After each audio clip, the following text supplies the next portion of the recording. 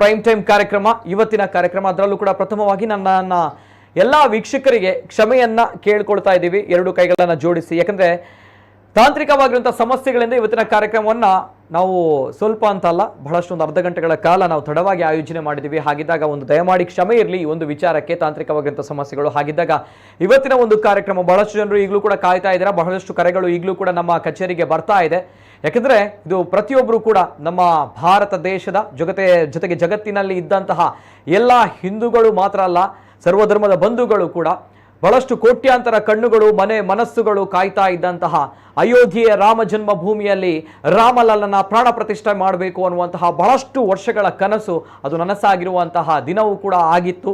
ಜನವರಿ 22ನೇ ತಾರೀಕಿನಂದು ನಮ್ಮ ದೇಶದ ಪ್ರಧಾನಮಂತ್ರಿ ಸನ್ಮಾನ್ಯ ನರೇಂದ್ರ ಮೋದಿಜಿಯವರು ಲೋಕಾರ್ಪಣೆಯನ್ನುಗೊಳಿಸಿದ್ರು ರಾಮಲಲ್ಲನ ವಿಗ್ರಹವನ್ನ, ಪ್ರಾಣ ಪ್ರತಿಷ್ಠೆ ಕಾರ್ಯಕ್ರಮವನ್ನ. ಎಲ್ಲವೂ ಕೂಡ ವಿಧಿವಿಧಾನಗಳು ಅತ್ಯದ್ಭುತವಾಗಿ ನಡೆದಿತ್ತು. ಜೊತೆಗೆ ಕೋಟ್ಯಾಂತರ ಕಣ್ಣುಗಳು ಯಾವ ರೀತಿ ಕಾಯ್ತಾ ಇತ್ತು, ಆ ಕೋಟ್ಯಾಂತರ ಕಣ್ಣುಗಳಲ್ಲಿ ಆನಂದ ಬಾಷ್ಪವು ಕೂಡ, ಕಣ್ಣೀರ ಹನಿಯು ಕೂಡ ನಮಗೆ ಗೊತ್ತಿಲ್ಲದಂತೆಯೂ ಕೂಡ ಆ ದಿನ ಜಾರಿ ಬಿದ್ದಿತ್ತು. ಯಾಕಂದರೆ ಬಹಳಷ್ಟು ವರ್ಷಗಳ ಕನಸು ನನಸಾಗಿರುವಂತಹ ಒಂದು ಪುಣ್ಯಕಾಲ, ಪರ್ವಕಾಲ ಆ ದಿನ ಜನವರಿ 22. ಜೊತೆಗೆ ಇವೆಲ್ಲದರ ನಡುವೆ ಇವತ್ತಿನ ವಿಶೇಷ ಕಾರ್ಯಕ್ರಮ ಮತ್ತಷ್ಟು ವಿಶೇಷ. ಯಾಕಂತ ಬಂದಾಗ ಅಯೋಧ್ಯೆಯ ಬಗ್ಗೆ ಬಹಳಷ್ಟು ವಿಚಾರಗಳನ್ನು ನಾವು ಕೇಳಿದ್ದೇವೆ, ಜೊತೆಗೆ ಬಹಳಷ್ಟು ವಿಚಾರಗಳನ್ನು ಕೂಡ ಈಗಿನ ಪರಿಸ್ಥಿತಿಯಲ್ಲಿ ನಾವು ತಿಳಿದಿದ್ದೇವೆ. ಅದರಲ್ಲೂ ಕೂಡ ಇವತ್ತಿನ ನಮ್ಮ ಕಾರ್ಯಕ್ರಮ ತುಳುನಾಡಿಗೂ ಕೂಡ ಅಯೋಧ್ಯೆಗೂ ಕೂಡ, ಪುಣ್ಯಭೂಮಿ ಇರುವಂತಹ ಅಯೋಧ್ಯೆಗೂ ಕೂಡ ಇರುವಂತಹ ಸಂಬಂಧದ ಬಗ್ಗೆ ಇವತ್ತು ನಾವು ಮಾತನಾಡ್ತಿದ್ದೀವಿ. ಹೇಳಿ ಕೇಳಿ ಅಯೋಧ್ಯೆಯ ಕರಸೇವೆಯ ವಿಚಾರದಲ್ಲಿ ನಮ್ಮ ತುಳುನಾಡಿನ ಅದೆಷ್ಟೋ ಜನರು ಕರಸೇವಕರು ಕೂಡ ಅಯೋಧ್ಯೆಯ ರಾಮ ಜನ್ಮಭೂಮಿಯ ಹೋರಾಟದಲ್ಲಿ ಭಾಗಿಯಾಗಿದ್ರು. ಈ ರೀತಿಯಾಗಿಯೂ ಕೂಡ ತುಳುನಾಡಿಗೂ ಅಯೋಧ್ಯೆಗೂ ಕೂಡ ಒಂದು ಸಂಬಂಧ ಇದ್ರೆ, ಮತ್ತೊಂದು ಪವಿತ್ರವಾಗಿರುವಂತಹ ಸಂಬಂಧ ಅನುಬಂಧ ಇದೆ. ಅದೇನು ಅಂತ ಹೇಳಿದ್ರೆ, ಅಯೋಧ್ಯೆಯಲ್ಲಿ ಪ್ರತಿಷ್ಠಾಪಿಸಲ್ಪಟ್ಟಂತಹ ಅಂದ್ರೆ ಗರ್ಭಗುಡಿಯಲ್ಲಿ ಪ್ರತಿಷ್ಠಾಪಿಸಲ್ಪಟ್ಟಿರುವಂತಹ ರಾಮಲಲ್ಲನ ಪ್ರತಿಮೆ ಏನಿದೆ, ಆ ಪ್ರತಿಮೆಯ ನಿರ್ಮಾಣ ಮಾಡಿದವರು ಅರುಣ್ ಯೋಗಿರಾಜ್ ಅನ್ನುವಂಥದ್ದು ಇಡೀ ನಮ್ಮ ವಿಶ್ವಕ್ಕೆ ಗೊತ್ತಿರುವಂತಹ ವಿಚಾರ. ಇವೆಲ್ಲದ ನಡುವೆ ಅರುಣ್ ಯೋಗಿರಾಜ್ ಅವರ ತಂಡದಲ್ಲಿ ನಮ್ಮ ಹೆಮ್ಮೆಯ ತುಳುನಾಡಿನ ಶಿಲ್ಪಿಯೂ ಕೂಡ ಇದ್ರು. ಅವರೂ ಕೂಡ ತಮ್ಮ ಅಳಿಲು ಸೇವೆಯನ್ನ ಮಾಡಿದ್ದಾರೆ. ಅವರೂ ಕೂಡ ಅರುಣ್ ಯೋಗಿರಾಜ್ ಅವರ ಜೊತೆಗೆ ಗರ್ಭಗುಡಿಯಲ್ಲಿ ಪ್ರತಿಷ್ಠಾಪಿಸಲ್ಪಟ್ಟಿರುವಂತಹ ರಾಮಲಲ್ಲನ ವಿಗ್ರಹದಲ್ಲಿ ಅವರ ಕಲಾ ಚಾತುರ್ಯ ಕೂಡ ಇದೆ ಅಂತ ಬಂದಾಗ ಅದು ನಮ್ಮ ತುಳುನಾಡಿಗೆ ಹೆಮ್ಮೆ. ನಮ್ಮ ತುಳುನಾಡಿನ ಹೆಮ್ಮೆಯ ಮಗ ನಮ್ಮ ಜೊತೆ ಇದ್ದಾರೆ. ಅದರ ಜೊತೆಗೆ ಮತ್ತೊಬ್ಬರು ನಮ್ಮ ಜೊತೆ ನಮ್ಮ ತುಳುನಾಡಿನ ಹೆಮ್ಮೆಯ ಶಿಲ್ಪಿ, ಹೆಮ್ಮೆಯ ಮಗ ಇದ್ದಾರೆ, ಜಯಚಂದ್ರ ಅನ್ನುವಂತಹ ಅವರ ಹೆಸರು. ಇವೆಲ್ಲದ ನಡುವೆ ರಾಮಲಲ್ಲನ ಮೂರ್ತಿ, ಬಾಲರಾಮನ ಮೂರ್ತಿಯ ವಿಚಾರವಾಗಿ ರಾಮ ಜನ್ಮಭೂಮಿ ಟ್ರಸ್ಟ್ ಏನಿತ್ತು, ಇದು 3 ತಂಡಗಳಿಗೆ ರಾಮಲಲ್ಲನ ವಿಗ್ರಹವನ್ನ ಮಾಡಬೇಕು ಅನ್ನುವಂತಹ ನಿಟ್ಟಿನಲ್ಲಿ ಒಂದು ವಿಚಾರವನ್ನ ಪ್ರಸ್ತಾಪ ಮಾಡುತ್ತೆ. ಅಂದ್ರೆ ರಾಮಲಲ್ಲ ಬಾಲರಾಮ ಅಂತ ಬಂದಾಗ 5 ವರ್ಷದ ಕೆಳಗಿನ ರಾಮನ ಒಂದು ಸುಂದರವಾಗಿರುವಂತಹ ಬಾಲರಾಮನ ಮೂರ್ತಿ, ಜೊತೆಗೆ ಆ ಮೂರ್ತಿಯಲ್ಲಿ ಸುಂದರವಾಗಿರುವಂತಹ ಮಂದಹಾಸದ ನಗು ಇರಬೇಕು. ಅದನ್ನು ನೋಡಿದಾಗ ಸಾಕ್ಷಾತ್ ಬಾಲರಾಮ ನಮ್ಮ ಕಣ್ಣ ಮುಂದೆ ಬರಬೇಕು ಅನ್ನುವಂಥ ನಿಟ್ಟಿನಲ್ಲಿ ರಾಮ ಜನ್ಮಭೂಮಿ ಟ್ರಸ್ಟ್ ಏನಿದೆ ಇದು ನಮ್ಮ ಶಿಲ್ಪ ಕಲಾಕೃತಿ ರಚಿಸುವವರಿಗೆ ಹೇಳುತ್ತೆ. ಆ ನಿಟ್ಟಿನಲ್ಲಿ ಬಾಲರಾಮನ ಮತ್ತೊಂದು ಸುಂದರವಾಗಿರುವಂತಹ ಮೂರ್ತಿಯು ಕೂಡ ರಚನೆಯಾಗುತ್ತೆ. ಆ ಮೂರ್ತಿಯನ್ನು ಕೂಡ ತಾವು ಈಗಾಗಲೇ ನೋಡಿದ್ದೀರಾ. ಆ ಬಾಲರಾಮನ ಮೂರ್ತಿಯನ್ನು ರಚನೆ ಮಾಡಿದಂತಹ ನಮ್ಮ ಹೆಮ್ಮೆಯ ತುಳುನಾಡಿನ ಮಣ್ಣಿನ ಮಗ ನಮ್ಮ ಜೊತೆ ಇದ್ದಾರೆ, ಜಯಚಂದ್ರ ಸರ್ ಕೂಡ ನಮ್ಮ ಜೊತೆ ಇದ್ದಾರೆ. ಜೊತೆಗೆ ನಾನು ಆಗಲೇ ಹೇಳಿದಾಗೆ ಗರ್ಭಗುಡಿಯಲ್ಲಿ ಪ್ರತಿಷ್ಠಾಪನೆ ಮಾಡಲ್ಪಟ್ಟಿರುವಂತಹ ರಾಮಲಲ್ಲನ ಮೂರ್ತಿಯ ವಿಗ್ರಹ ಕೆತ್ತನೆ ಮಾಡಿದಂತಹ ತಂಡದಲ್ಲಿದ್ದಂತಹ ಚಿದಾನಂದ ಸರ್ ಕೂಡ ನಮ್ಮ ಜೊತೆ ಇದ್ದಾರೆ. ಇವೆಲ್ಲದರ ನಡುವೆ ಅಯೋಧ್ಯೆಗೂ ತುಳುನಾಡಿಗೂ ಯಾವ ರೀತಿ ನಂಟು ಇದೆ, ಅದೇ ರೀತಿ ಅಯೋಧ್ಯೆಗೂ ವಿಶ್ವಕರ್ಮ ಸಮುದಾಯಕ್ಕೂ ಕೂಡ, ಸಮಾಜ ಬಂಧುಗಳಿಗೂ ಕೂಡ ಅವಿನಾಭಾವ ಸಂಬಂಧ ಇದೆ. ವಿಶ್ವಕರ್ಮ ಸಮಾಜದ ಬಂಧುಗಳು ಅಂತ ಬಂದಾಗ ನಮಗೆ ನಿಜವಾಗ್ಲೂ ಕೂಡ ಹೆಮ್ಮೆ ಆಗುತ್ತೆ. ಯಾಕಂದ್ರೆ ನಾವು ನಂಬುವಂತಹ ಶ್ರದ್ಧಾ ಭಕ್ತಿಯಿಂದ ನಂಬುವಂತಹ ದೇವರುಗಳು ಏನಿದ್ದಾರೆ, ಇವುಗಳನ್ನ ರಚನೆ ಮಾಡ್ತಾರೆ ಅಂತ ಬಂದಾಗ ಅದಕ್ಕೆ ಪ್ರಾಣ ಪ್ರತಿಷ್ಠೆಯನ್ನ ಕೊಡ್ತಾರೆ, ಅದಕ್ಕೊಂದು ಶಕ್ತಿಯನ್ನ ಕೊಡ್ತಾರೆ ಅಂತ ಬಂದಾಗ ಅವರ ಕೊಡುಗೆ ನಮ್ಮ ದೇಶಕ್ಕೆ, ನಮ್ಮ ಪ್ರಪಂಚಕ್ಕೆ ಅತ್ಯದ್ಭುತವಾಗಿರುವಂಥದ್ದು. ಆ ನಿಟ್ಟಿನಲ್ಲಿ ವಿವಿಧ ಆಯಾಮಗಳಲ್ಲಿ ನಾವು ಇವತ್ತಿನ ಚರ್ಚೆಯನ್ನ ಮಾಡ್ತಾ ಇದ್ದೀವಿ.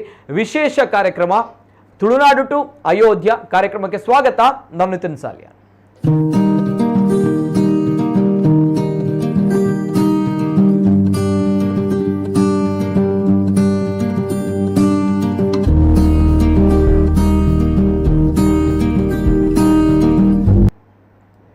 ಅಯೋಧ್ಯೆ ಟು ತುಳುನಾಡು ಟು ಅಯೋಧ್ಯೆ ಅನ್ನುವಂಥದ್ದು ಅತ್ಯಂತ ಅತೀವ ಶ್ರದ್ಧಾ ಭಕ್ತಿಯಿಂದ, ಜೊತೆಗೆ ದೇವರ ಮೇಲಿರುವಂತಹ ನಂಬಿಕೆಯಿಂದ ನಮ್ಮ ವಿಶ್ವಕರ್ಮ ಬಂಧುಗಳು, ಶಿಲ್ಪಿಗಳು ಒಂದು ಅತ್ಯದ್ಭುತವಾಗಿರುವಂತಹ, ನಾವೆಲ್ಲರೂ ಕೂಡ ಬಹಳಷ್ಟು ವರ್ಷಗಳಿಂದ ಕಾತುರದಿಂದ ಕಾಯ್ತಾ ಇದ್ದಂತಹ ರಾಮಲಲ್ಲನ ಪ್ರತಿಷ್ಠಾಪನೆಯಾಗಿದೆ. ಹಾಗಿದ್ದಾಗ ತಡ ಮಾಡದೆ ನಮ್ಮ ಕಾರ್ಯಕ್ರಮಕ್ಕೆ ಗಣ್ಯ ವ್ಯಕ್ತಿಗಳನ್ನ ಅತಿಥಿಗಳನ್ನ ಅತ್ಯಂತ ಗೌರವಯುತವಾಗಿ ಆತ್ಮೀಯವಾಗಿ ಸ್ವಾಗತವನ್ನ ಮಾಡ್ತಾ ಇದ್ದೀನಿ. ಮೊದಲದಾಗಿ ನಾನು ಆಗ್ಲೇ ಹೇಳಿದಾಗೆ ತಾವು ನೋಡಿರುವಂತಹ 3 ಶಿಲ್ಪ ಕಲಾಕೃತಿಗಳು, ಒಂದ್ ಕಡೆ ರಾಮಲಲ್ಲ ಬಾಲರಾಮ, ಜೊತೆಗೆ ಅಮೃತ ಶಿಲೆಯಿಂದ ನಿರ್ಮಾಣ ಮಾಡಲ್ಪಟ್ಟಿರುವಂತಹ ಮತ್ತೊಂದು ರಾಮನ ಒಂದು ಮೂರ್ತಿ. ಈ 3 ಮೂರ್ತಿಗಳನ್ನು ಕೂಡ ತಾವು ಸ್ವಲ್ಪ ಗಮನಿಸಬೇಕು. ಒಂದ್ಸಲ ಪ್ಲೇ ಮಾಡಿ 3 ಚಿತ್ರಗಳನ್ನು ಕೂಡ. ಓಕೆ, ಇದು ಪ್ರಥಮವಾಗಿ ತಾವು ಗಮನಿಸಬೇಕಾಗಿರುವಂತಹ ಒಂದು ದೃಶ್ಯಾವಳಿ. ಇದು ನಮ್ಮ ಬೆಂಗಳೂರಿನ ಶಿಲ್ಪ ಕಲಾಕಾರರು ತಯಾರಿಸಿರುವಂತಹ ಒಂದು ಸುಂದರವಾಗಿರುವಂತಹ ಬಾಲರಾಮನ ಒಂದು ಮೂರ್ತಿ, ಜೊತೆಗೆ ನಡುವಿನಲ್ಲಿ ಗರ್ಭಗುಡಿಯಲ್ಲಿ ಪ್ರತಿಷ್ಠಾಪಿಸಲ್ಪಟ್ಟಿರುವಂತಹ ರಾಮಲಲ್ಲನ ಮೂರ್ತಿ, ಜೊತೆಗೆ ಇದು ಅಮೃತ ಶಿಲೆಯಲ್ಲಿ ತಯಾರಿಸಲ್ಪಟ್ಟಿರುವಂತಹ ರಾಮಲಲ್ಲನ ಮೂರ್ತಿ.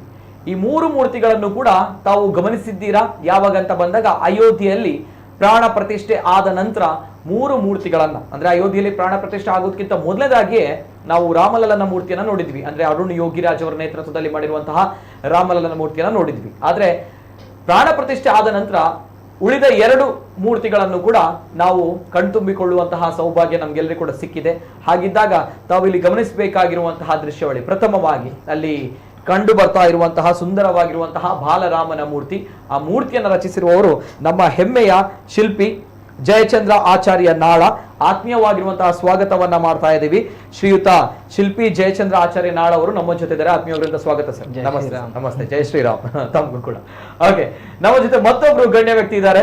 ಅಯೋಧ್ಯೆಯಲ್ಲಿ ನಾವೆಲ್ಲರೂ ಕೂಡ ಕಣ್ತುಂಬಿಕೊಂಡಂತಹ, ಇನ್ನು ಮುಂದಕ್ಕೂ ಕೂಡ ಪ್ರತಿಯೊಬ್ರು ಕೂಡ ಅಲ್ಲಿ ಹೋಗ್ತಾರೆ, ಹೋಗ್ಲೇಬೇಕು ಅಂತ ಒಂದು ಪುಣ್ಯ ಸ್ಥಳ. ಹಾಗಿದ್ದಾಗ ಆ ಗರ್ಭಗುಡಿಯಲ್ಲಿ, ಪವಿತ್ರವಾಗಿರುವಂತಹ ಗರ್ಭಗುಡಿಯಲ್ಲಿ ಪ್ರಧಾನಿ ನರೇಂದ್ರ ಮೋದಿ ಅವರ ಕೈಯಿಂದ, ಹಸ್ತದಿಂದ ಆ ಸಂದರ್ಭ ಪ್ರಾಣ ಪ್ರತಿಷ್ಠೆ ನಡೆದಿತ್ತು. ಇಂತಹ ಒಂದು ರಾಮಲಲ್ಲನ ಸುಂದರವಾಗಿರುವಂತಹ ಮೂರ್ತಿಯನ್ನು ರಚಿಸಿದವರು ಅರುಣ್ ಯೋಗಿರಾಜ್ ಅವರ ತಂಡ.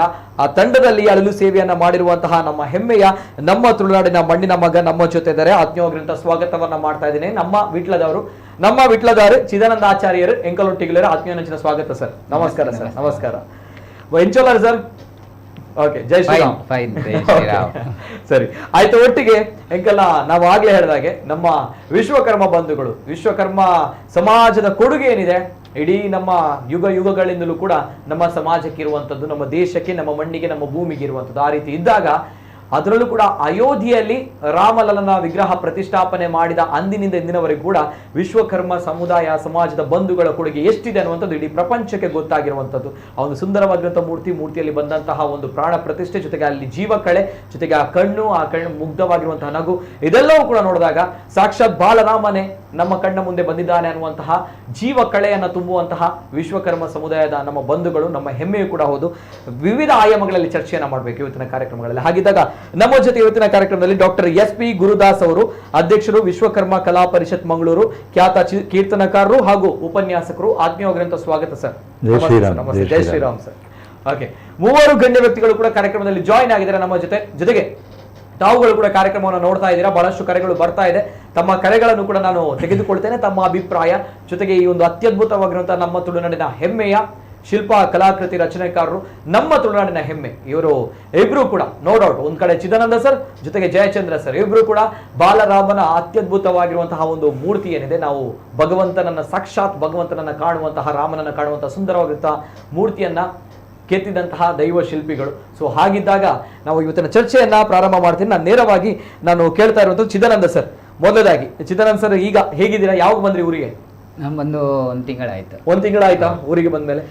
ಒಂದ್ಸಲ ನಮ್ಮ ಗುರುಗಳಿಗೆ ಒಂದು ವಂದನೆ ಅಂತ ಹೇಳುತ್ತಾ, ವಿಶ್ವಕರ್ಮ ಸಮಾರಂಭಂ ವಿಶ್ವರೂಪಾರ್ಯ ಮಧ್ಯಮಂ ಅಸ್ಮದಾಚಾರ್ಯ ಪರ್ಯಂತಂ ಒಂದೇ ಗುರು ಪರಂಪರಂ.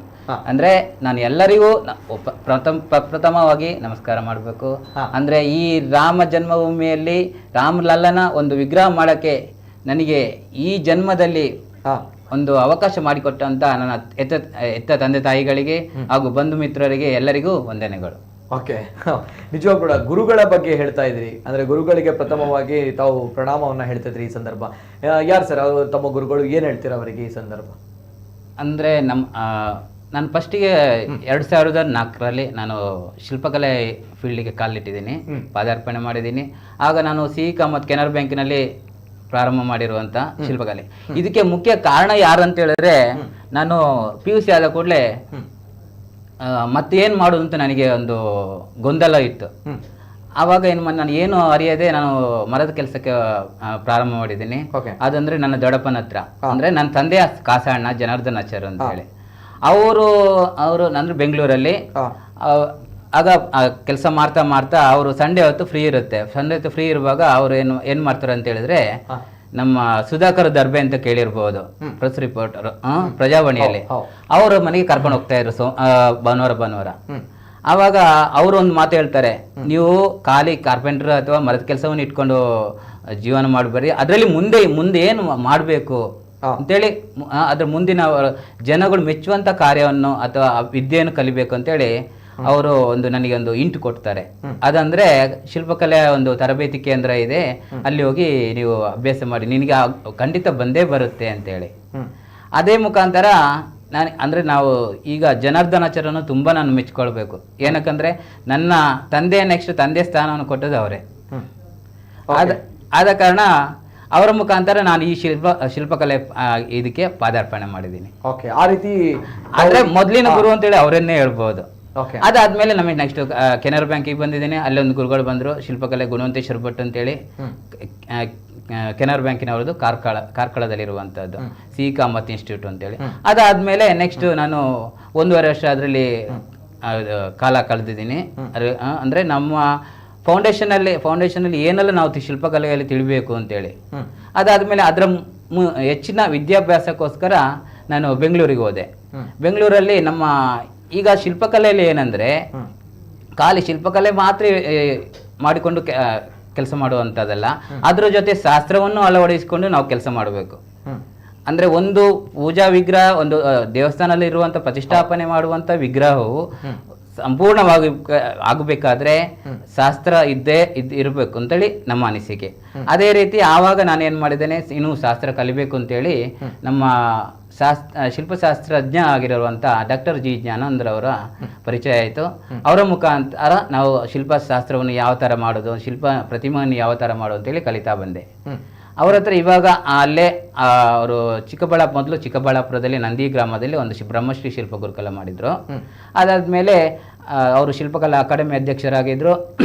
ಅಕಾಡೆಮಿ ಅಧ್ಯಕ್ಷರಾಗಿರುವಾಗ ನಮ್ಮ ಕರ್ನಾಟಕದಲ್ಲಿ ಅವರು ಒಂದು ಒಳ್ಳೆ ಕೆಲಸ ಮಾಡಿದೆ ಅಂತ ಹೇಳಿದ್ರೆ, ನಮ್ಮ ವಿಶ್ವಕರ್ಮರಿಗೆ ಕೆಲಸ ಮಾಡಿದೆ ಅಂತ ಹೇಳಿದ್ರೆ, ಶಿಲ್ಪಿಗಳು ಇನ್ನೂ ಸಂಪ್ರದಾಯವಾಗಿ ಶಾಸ್ತ್ರ ಕಲಿಬೇಕು ಅಂತೇಳಿ ಉದ್ದೇಶದಿಂದ ಕರ್ನಾಟಕದ 22 ಪ್ರದೇಶದಲ್ಲಿ ಶಿಲ್ಪ ಗುರುಕುಲ ನಿರ್ಮಾಣ ಮಾಡಿದ್ರು. ಆ ನಿರ್ಮಾಣ ಮಾಡಿದ್ರಲ್ಲಿ ಒಂದು ಕೋಟೆಕಾರ್ನಲ್ಲಿ ಅಲ್ಲಿ ನನಗೆ ಒಂದು ಗುರುವಿನ ಸ್ಥಾನದಲ್ಲಿ ಒಂದು ಸ್ಥಾನ ಕೊಟ್ಟರು. ಆಮೇಲೆ ಈಗ ರಾಮಲಲ್ಲನ್ನು ಮಾಡಿರುವಂತ ಮೈಸೂರು ಅರುಣ್ ಯೋಗಿರಾಜ್ ಅವರದೊಂದು ಗುರುಕುಲ ಇತ್ತು. ಹಾಗೆ 22 ಗುರುಕುಲ ಇತ್ತು.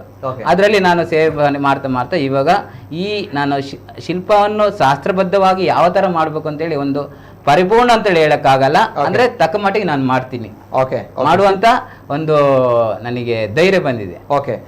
ಶಿಲ್ಪ ಮಾಡುವಂತದ್ದು ಪ್ರಶ್ನೆ ಅಲ್ಲ, ಶಿಲ್ಪವನ್ನು ಶಾಸ್ತ್ರಬದ್ಧವಾಗಿ ಇವಾಗ ಏನಂದ್ರೆ ಎಕ್ಸಾಂಪಲ್ ಏನಂದ್ರೆ ನೋಡಿ, ಇವಾಗ ಮನುಷ್ಯ ಹುಟ್ಟಿದಿಂದ ಸಾಯೋ ತನಕ ಒಂದೊಂದು ಕ್ರಮ ಇರುತ್ತೆ. ಷೋಡಶ ಕರ್ಮಗಳು ಅಂತ ಹೇಳಿ ಬರುತ್ತೆ.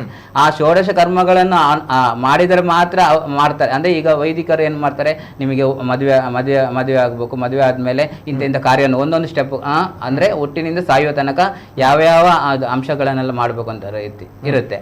ಅದೇ ರೀತಿ ಶಿಲ್ಪವನ್ನು ಮಾಡುವಾಗ್ಲೂ ಹಾಗೆ ಷೋಡಶ ಸಂಸ್ಕಾರಗಳನ್ನು ಅಳವಡಿಸಿಕೊಂಡು ಅದನ್ನು ಮಾಡಿದರೆ ಮಾತ್ರ ಒಂದು ಪರಿಪೂರ್ಣವಾಗಿರುವಂಥ ಶಿಲ್ಪ ನಿರ್ಮಾಣವಾಗುತ್ತೆ. ಅದರಿಂದ ದೇಶಕ್ಕೆ ಎಲ್ಲ ಬಹು ಬೇಗ ನಿಮಗೆ ಫಲ ಸಿಗುತ್ತೆ ಅಂತ ನನ್ನ ಅನಿಸಿಕೆ.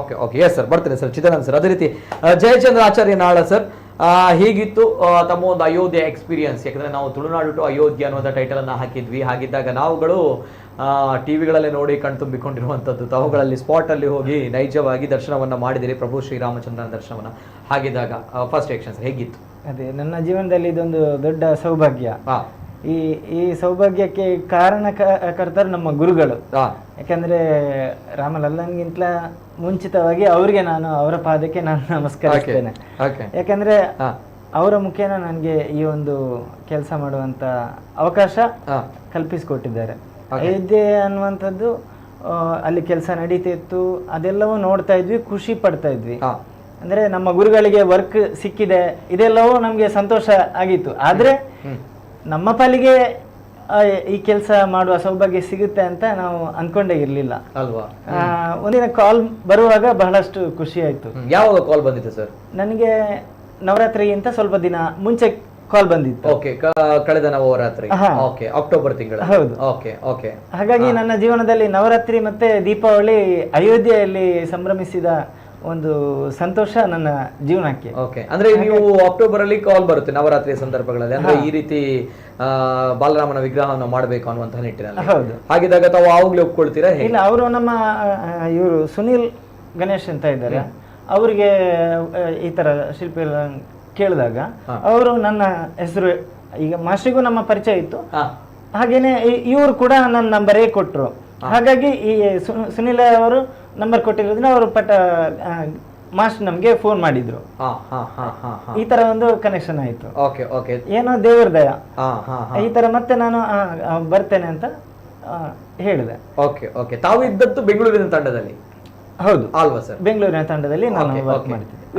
ವಿಪಿನ್ ಬದವರಿಯ ಮತ್ತೆ GL ಗಣೇಶ್ ಸರ್ ಅವರ ಜೊತೆಯಲ್ಲಿ ನಾನು ಕೂಡ ಕೆಲಸ ಮಾಡಿದ್ದೆ. ಓಕೆ, ವಿಪಿನ್ ಸರ್ ಮತ್ತು GL ಗಣೇಶ್ ಅವರ ಮುಂದಾಳತ್ವದಲ್ಲಿ ಇದ್ದಂತಹ ಒಂದು ತಂಡ. ಎಷ್ಟು ಜನರು ಇದ್ರಿ ಸರ್ ತಾವು ಅಲ್ಲಿ? ನಮ್ಮ ತಂಡದಲ್ಲಿ ಒಂದು 7 ಜನ ಕೆಲಸ ಮಾಡಿದ್ದಾರೆ. Okay okay. ಹೇಗಾಯ್ತು ಅಲ್ಲಿ ಟೋಟಲ್ ಆಗಿ ಎಕ್ಸ್ಪೀರಿಯನ್ಸ್ ಮಾಡಿದಾಗ? ಈಗ ನಮ್ಗಿಂತ ಮುಂಚೆ ಬೇರೆ ಒಂದು 3 ಜನ ಹೋಗಿ ಕೆಲಸ ಮಾಡ್ತಾ ಇದ್ರು. ಅದರ ಪ್ರೋಸೆಸ್ಗಳಿದೆ. ಈ ರಫ್ ವರ್ಕ್ ಇರ್ಬೋದು, ಈ ತರ ಸ್ಟೋನ್ ಕಟಿಂಗ್ ಆಗುವುದರಿಂದ ಹಿಡಿದು ರಫ್ ಸ್ಟೇಜ್, ಔಟ್ಲೈನ್, ಆನಂತರ ಶೇಪ್ ಡೆಪ್ತ್ ಹಾಕೋದು, ಈ ತರ ನಂತರ ಅದಕ್ಕೆ ರೂಪ ಕೊಡ್ತಾ ಬರುವುದು, ಆ ನಂತರದ ಸ್ಟೇಜ್ಗಳೆಲ್ಲ ಅದನ್ನ ನಿಲ್ಲಿಸಿ ಮತ್ತೆ ಪ್ರಪೋರ್ಷನ್ ಸೆಟ್ ಮಾಡುವಂಥದ್ದು. ಇದು ಒಂದು ಸ್ಟೆಪ್ ಬೈ ಸ್ಟೆಪ್ ಇರುತ್ತೆ. ಯಾಕಂದ್ರೆ ಮಲಗಿಸಿ ಒಂದು ವಿಗ್ರಹವನ್ನು ಮಾಡುವಾಗ ಅದು ಒಂದು ಅಂದಾಜು ಮೇಲೆ ನಾವು ಅಳತೆಯಲ್ಲಿ ಹೋಗ್ತಾ ಇರ್ತೀವಿ.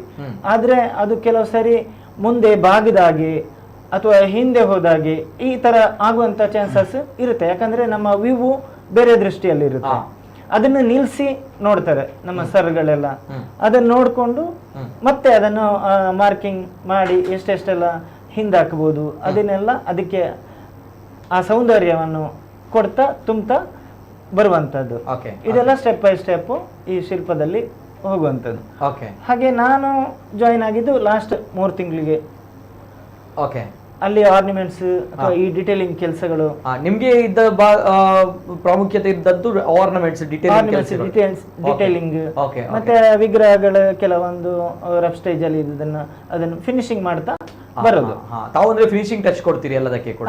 ಹೌದು. ಅಲ್ಲ, ನಮ್ಮ ಟೀಮ್ ಹೇಗಿತ್ತಂದ್ರೆ ಆಲ್ರೌಂಡರ್, ಅವರು ಎಲ್ಲವನ್ನು ಬಲ್ಲವರೇ ಇರುವಂತವ್ರು. ಆದ್ರೆ ನಮ್ಗೆ ಒಂದೇ ಟೈಮ್ ಎಟ್ ಎ ಟೈಮ್ ಎಲ್ಲರೂ ಕೆಲಸ ಮಾಡ್ಲಿಕ್ಕೆ ಸಾಧ್ಯ ಆಗುದಿಲ್ಲ. ಅವಾಗ ಅದನ್ನು ಬ್ಯಾಲೆನ್ಸ್ ಮಾಡ್ಕೊಳ್ಳುವಂತದ್ದು ಮುಖ್ಯ ಆಗುತ್ತೆ.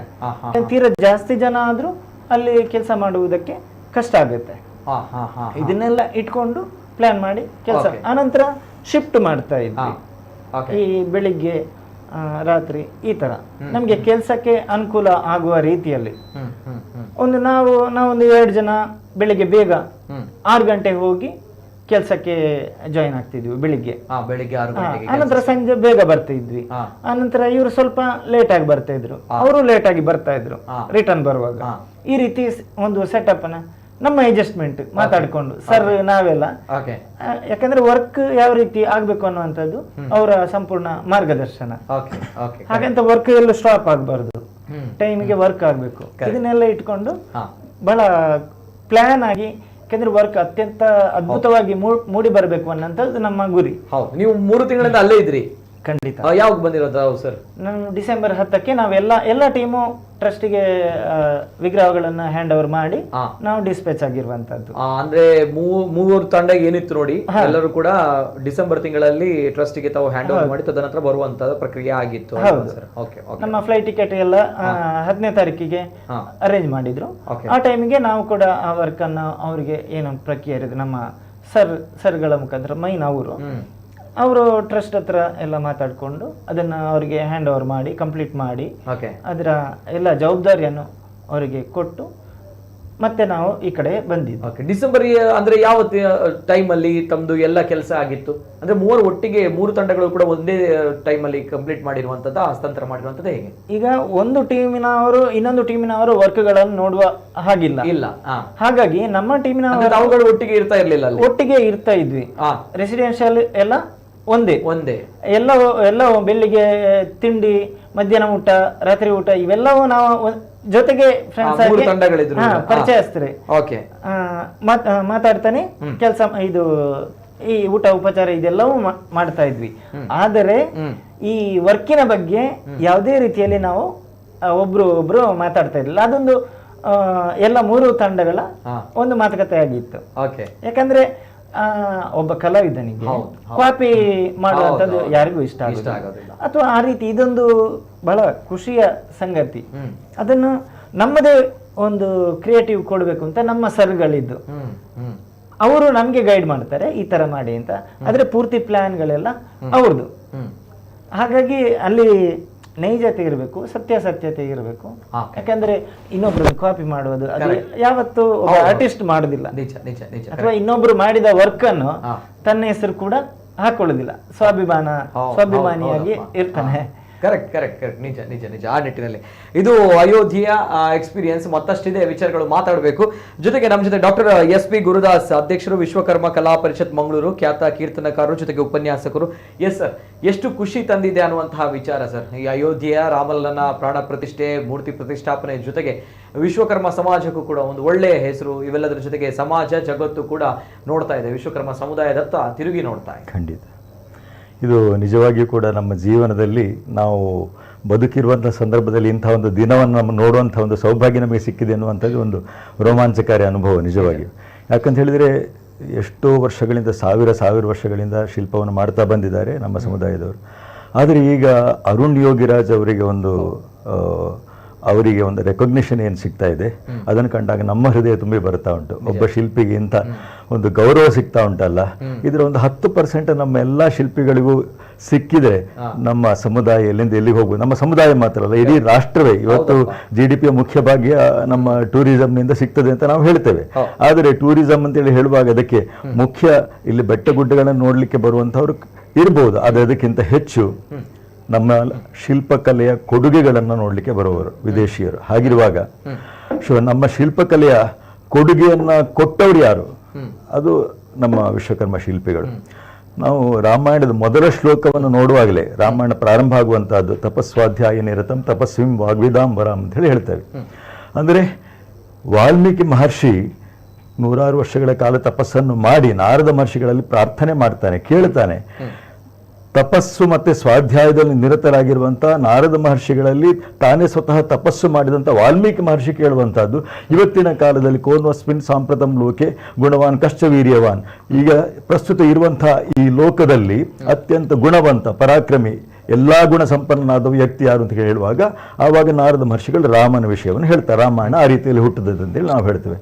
ಹಾಗಾದರೆ ತಪಸ್ಸು ಎನ್ನುವಂಥ ಶಬ್ದದ ಮೂಲಕ ಹುಟ್ಟಿದಂಥ ರಾಮಾಯಣದಲ್ಲಿ ಇಲ್ಲಿ ನಾವು ಗಮನಿಸುವಂಥದ್ದು ಇಷ್ಟವರೆಗೆ ಆಗಿರುವಂಥದ್ದು, ರಾಮನ ಪ್ರತಿಷ್ಠಾಪನೆ ಆಗುವವರೆಗೆ ಅದೆಷ್ಟು ಮಂದಿ ತಪಸ್ಸನ್ನು ಮಾಡಿದ್ದಾರೆ ಈ ಒಂದು ದಿನ ಕಾಣಬೇಕು ಅಂತೇಳಿ. ಅದೇ ನಾವು ಹೇಳ್ತೇವೆ ಮನುಪಾಲಿತ ನಗರ ಅಯೋಧ್ಯ ನಗರ ಅಂಥೇಳಿ. ಅಂದರೆ ವೈವಸ್ವತ ಮನು ಅವನು ಈ ಅಯೋಧ್ಯೆ ಎನ್ನುವಂಥ ನಗರವನ್ನು ಕಟ್ಟಿದ ಅಂತ ಹೇಳ್ತಾರೆ. ಆ ಮನು ಅಂತೇಳಿ ಹೇಳಿದರೆ ಬೇರೆ ಯಾರು ಅಲ್ಲ, ವಿಶ್ವಕರ್ಮನ ಆ ಪರಬ್ರಹ್ಮನಿಂದ ಹುಟ್ಟಲ್ಪಟ್ಟವನು.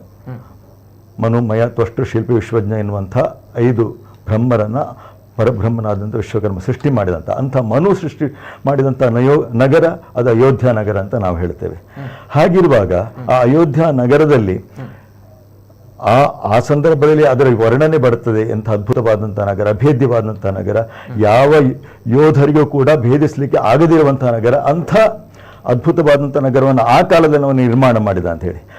ಈಗ ನಾವು 2003ನೇ ಇಸವಿಯಲ್ಲಿ ಯಾವಾಗ ಅಯೋಧ್ಯೆಯಲ್ಲಿದ್ದಂಥ ಆ ದೇವಾಲಯ ಇಲ್ಲ ಆಗಿ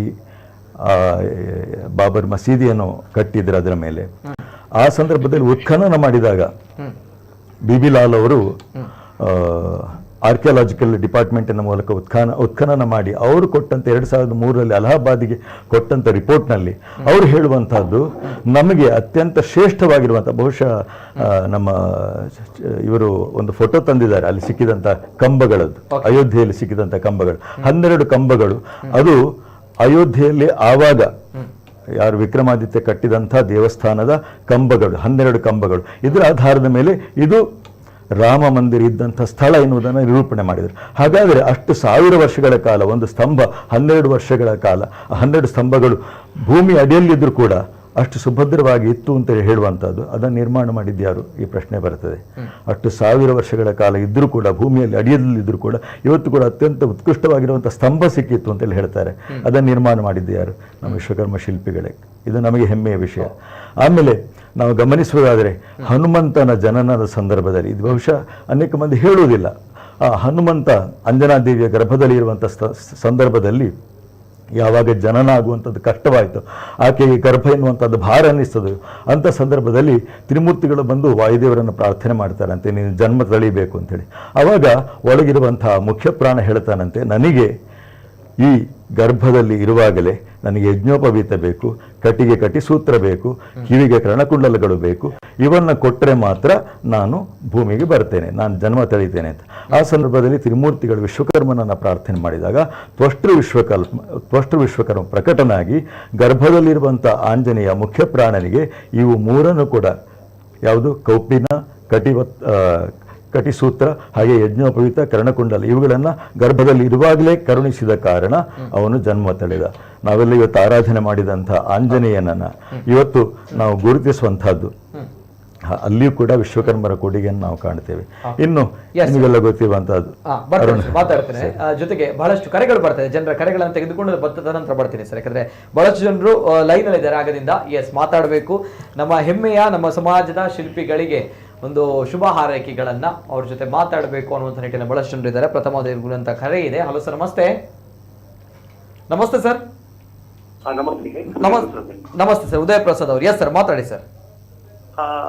ಈ ಶಿಲ್ಪಿಗಳಂದ್ರೆ ಒಂದು ಮಹಾನ್ ತಪಸ್ವಿಗಳು. ಯಾಕಂದ್ರೆ ವಿಶ್ವಕರ್ಮರ ಅನುಗ್ರಹ ಇಲ್ಲದೆ ಅವರು ಆ ಕೆಲಸ ಮಾಡ್ಲಿಕ್ಕೆ ಸಾಧ್ಯವೇ ಇಲ್ಲ. ವಿಶ್ವಕರ್ಮನಿಗೆ ಸಂಬಂಧಿಸಿದಂತೆ ಪ್ರತಿಯೊಂದು ಇದರಲ್ಲಿ ಇತಿಹಾಸ ಹಿನ್ನೆಲೆಯಲ್ಲಿ ಪುರಾಣಗಳನ್ನು ತೆಗೆಯುವಾಗ ಅವತ್ತು ವಿಚಾರಗಳು ಬರ್ತವೆ. ಅಂತದ್ರಲ್ಲಿ ಇವರು ಆ ಅಯೋಧ್ಯೆಯಲ್ಲಿ ನಡೆದಂತಹ ರಾಮಲಲ್ಲನ ವಿಗ್ರಹ ಮತ್ತೆ ಅಥವಾ ಇನ್ನಿತರ ಶಿಲ್ಪಕಲೆಗಳಲ್ಲಿ ತೊಡಗಿಸಿಕೊಂಡಿರೋದು ನಮಗೆಲ್ಲದೂ ಒಂದು ಧನ್ಯತಾ ಭಾವನೆ ಬರುತ್ತೆ.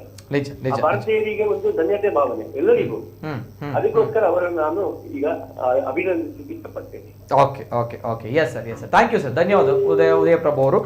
ಜೊತೆಗೆ ಮತ್ತೊಂದು ಕರೆ ಇದೆ. ಅಲ್ಲ ಸರ್, ನಮಸ್ತೆ.